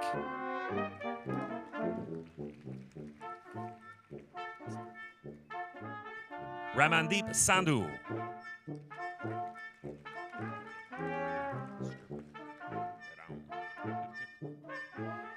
Teresa Sturba.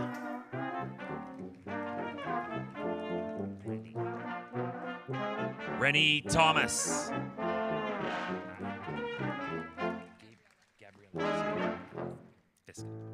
Gabriela Visca.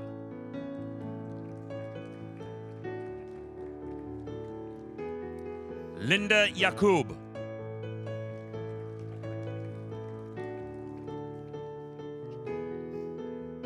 Pharmacy technician, Darren Abu Chakar.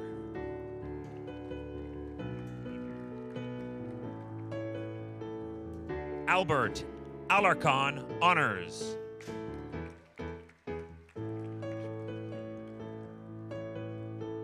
Viraj Mayur Amin.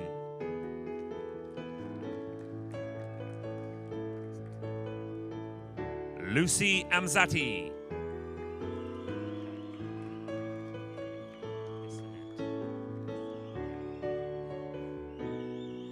Tammy Bissonette, honors.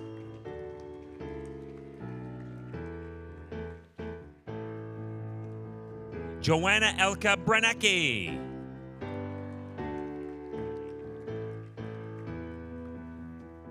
Leila Dorado.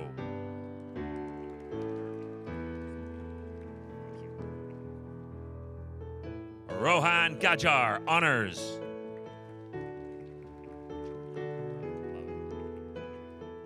Joanna Garreau.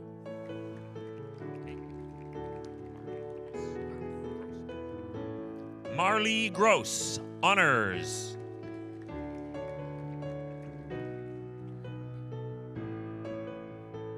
Noor Harb.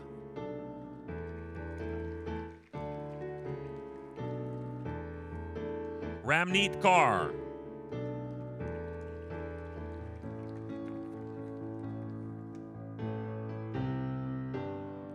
Tao Phuong Le.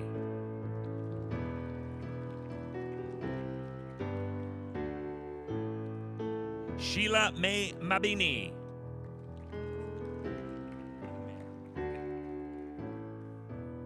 Humer Aslam Mehman.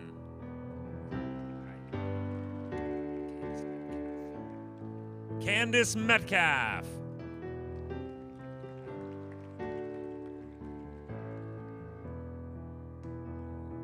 Krisha Palengleng.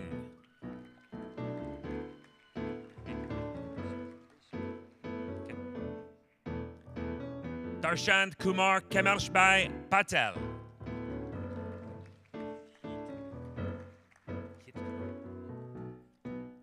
Hitkumar Parashbhai Patel.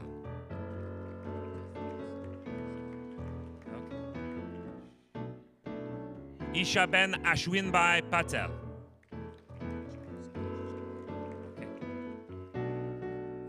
Jai Satishandra Patel. Kevin Bakulbhai Patel.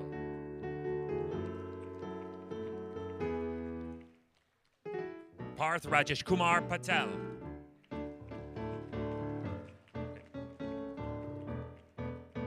Darshil Kujan Kumar Shah, honors.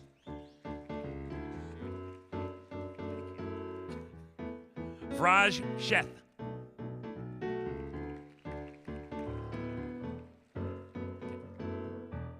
Trisha Ubias, honors.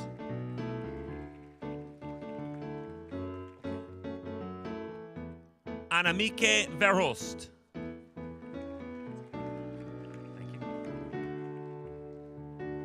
Tegan Whitehead.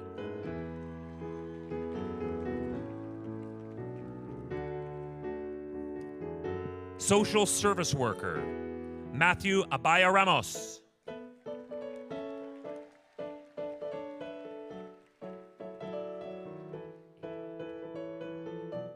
Emberly Abram.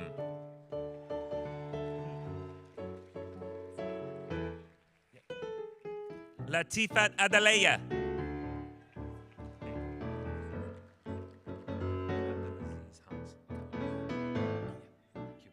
Abdelaziz Alhams.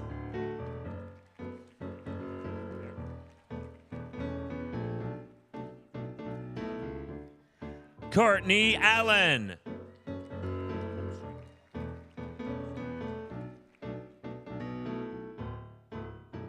Eli Asaf, honors.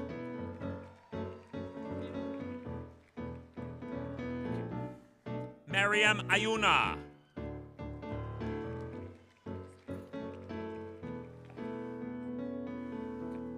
Sophia Baclia, honors.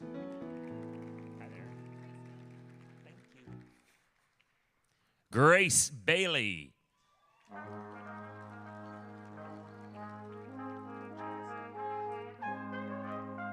Jalissa Bennett.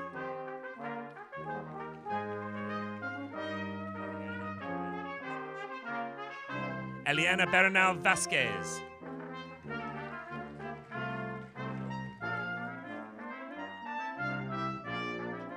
Samantha Bulcha, honors.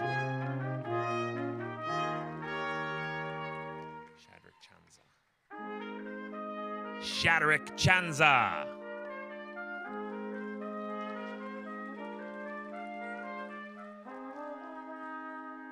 Haley Chappell.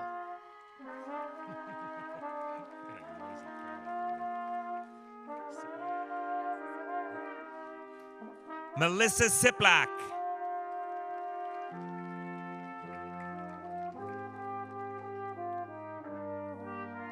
Kayla Coates, honors.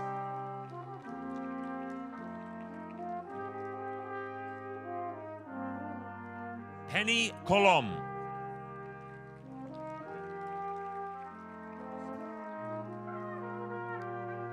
Jacob Corsione.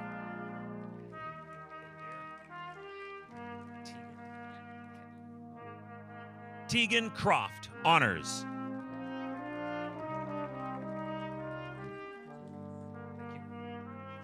Dinaman DeJesus.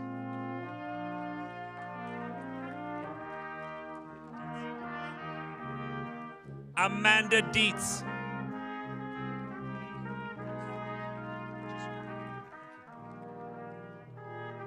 Chisum Egbu.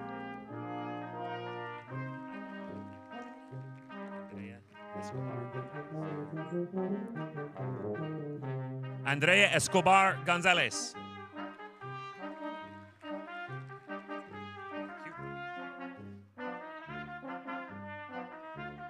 Kike Itang, honors.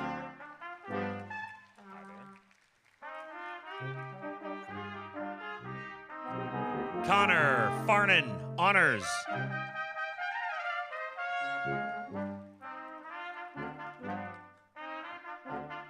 Selena Godla.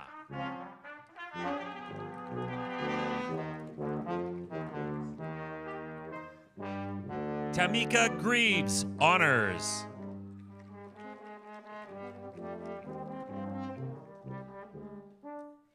Emma Harwood.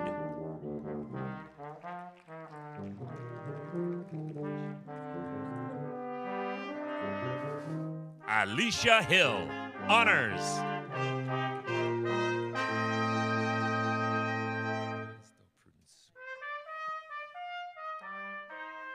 Varadza Prudence Guwa.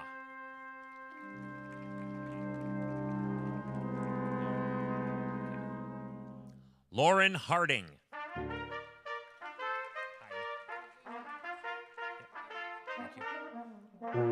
Johanna Hussein, honors.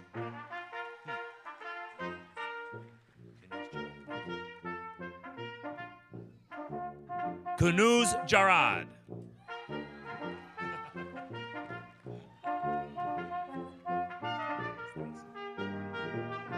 Julie Hopkins, honors.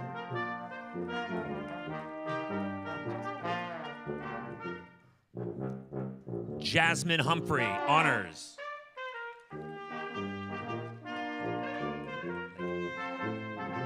Lakin Judge.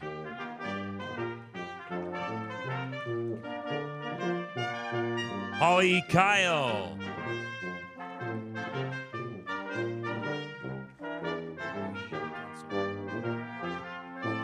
Okin Consola Idowu.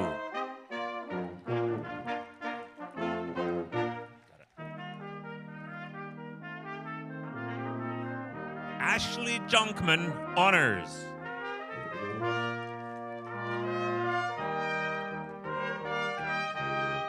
Annie Karakezi.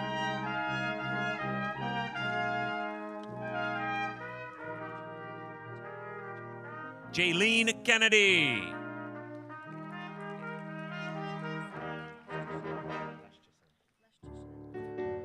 Alexandra Leschishen, honors.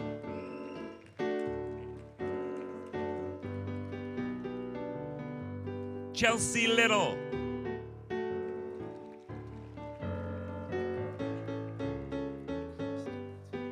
Kristen Mansfield, honors.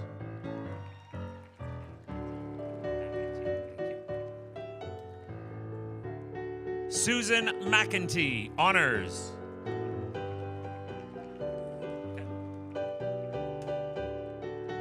Fabiana Moraes.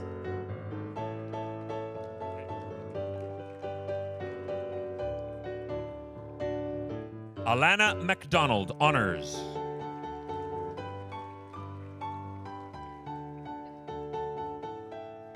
Carrie Lynn Martin.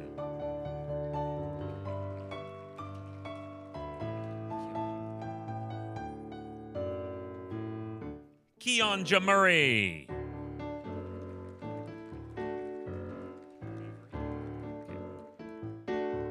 Avery McIsaac, honors.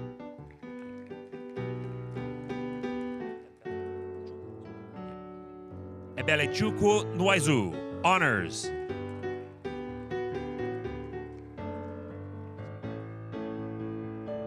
Nina Okali.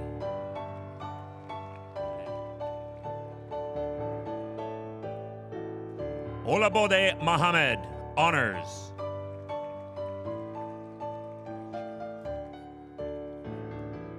Ijeoma Okefuma.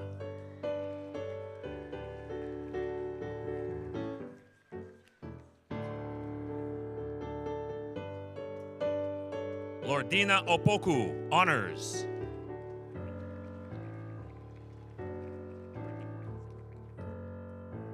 Brittany Morgan Zimmer, honors.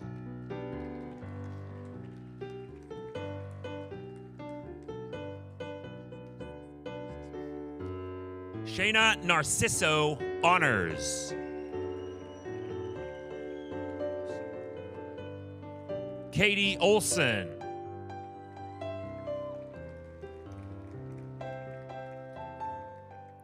Babatunde Olowode.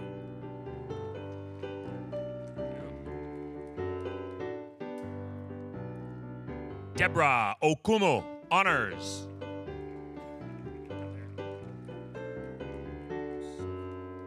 Betty Osafo.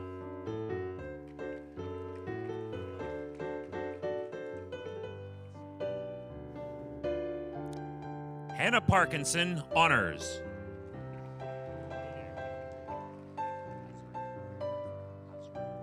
Azra Patel.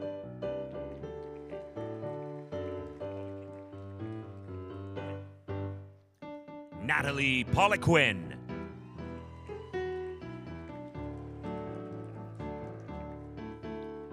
Monica Rodales.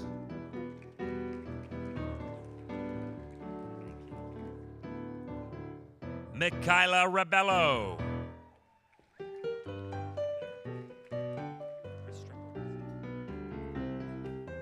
Daniela Restrepo Garcia.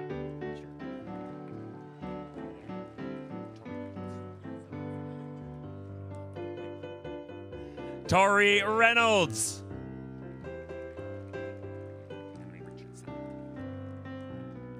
Emily Richardson, honors.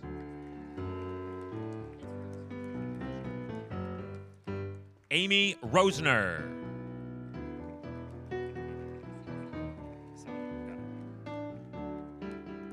Christina Salamone, who's also graduating from Human Services Foundation.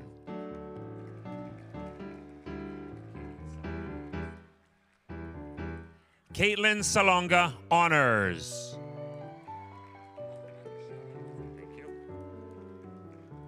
Ahmad Sharaf.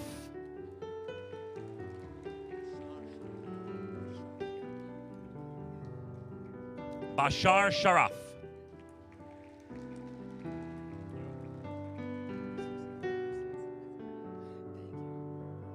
Brittany Simpson, honors.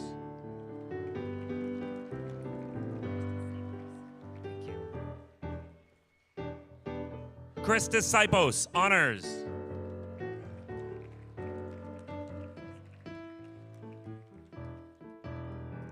Hope Smiley, honors.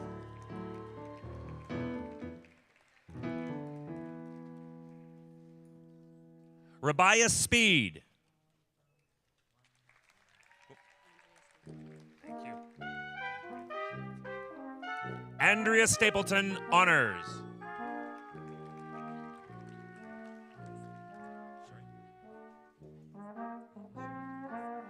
Linda Sung, honors.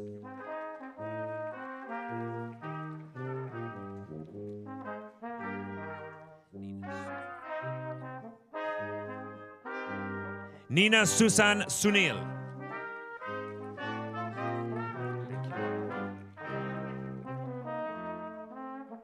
Aisha Sayed, honors.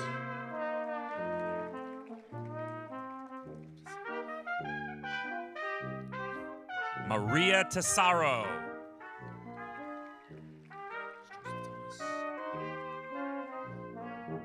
Raj Joseph Thomas.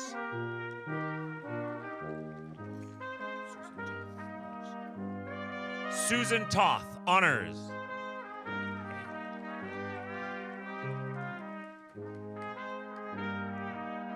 Ayadora Udeze, honors. Thank you. Brittany Van Leeuwen, honors. Thank you. Peggy Van Every, honors. Thank you. Emily Warburton.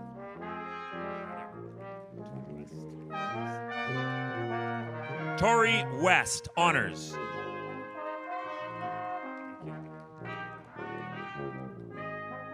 Clara Wilcock, honors.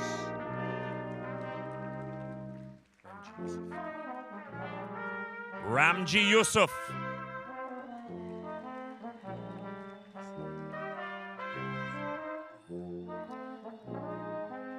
The last graduate this morning is Harriet Zeal.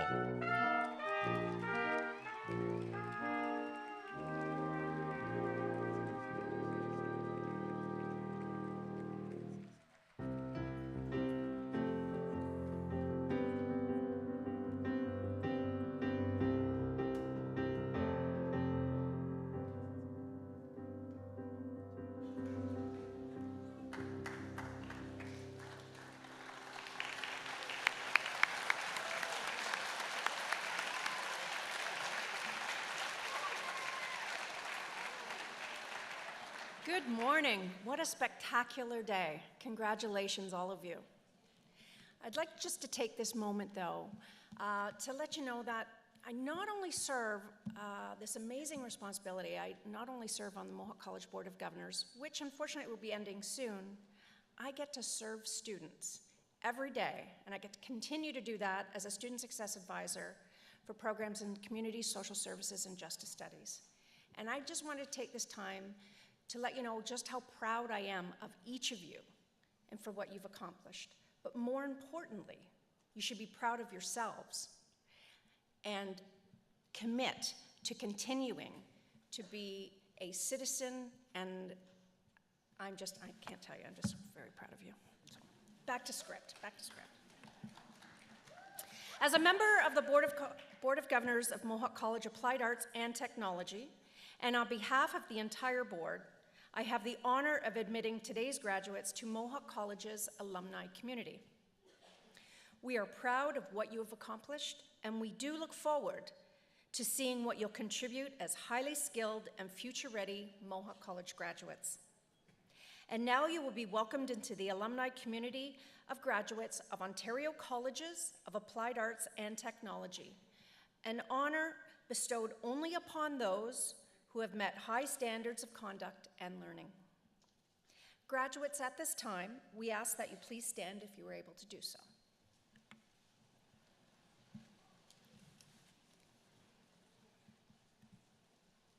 In the name of Mohawk College of Applied Arts and Technology, I hereby charge you to safeguard the dignity and ethics of the community, cultivate the spirit of inquiry and innovation, celebrate your role as a local and global citizen, maintain through study the fresh viewpoint expected in an age of rapid advancement, and contribute in all of these ways to society in order that the dignity of humankind through you may be constantly reaffirmed.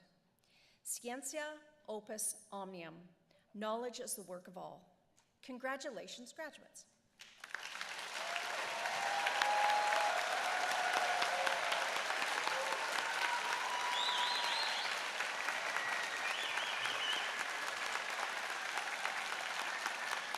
Please be seated.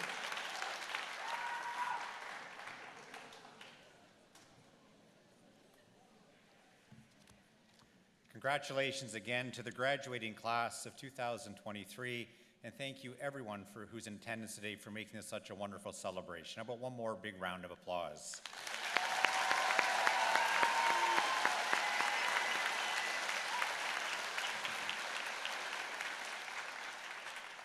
I also want to take this opportunity to thank the musicians for providing today's music. The Steel City Brass Collective, who are all Mohawk College alumni, and Mohawk College faculty member, Dusty McCallie.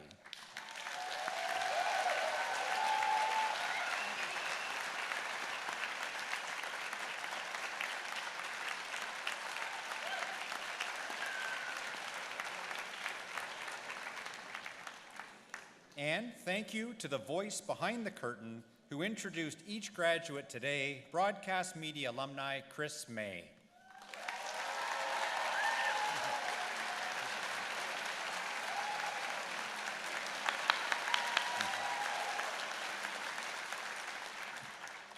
Self-serve photo booths are available for graduates, family, and friends to use following the ceremony behind the theater in the C-Wing hallway.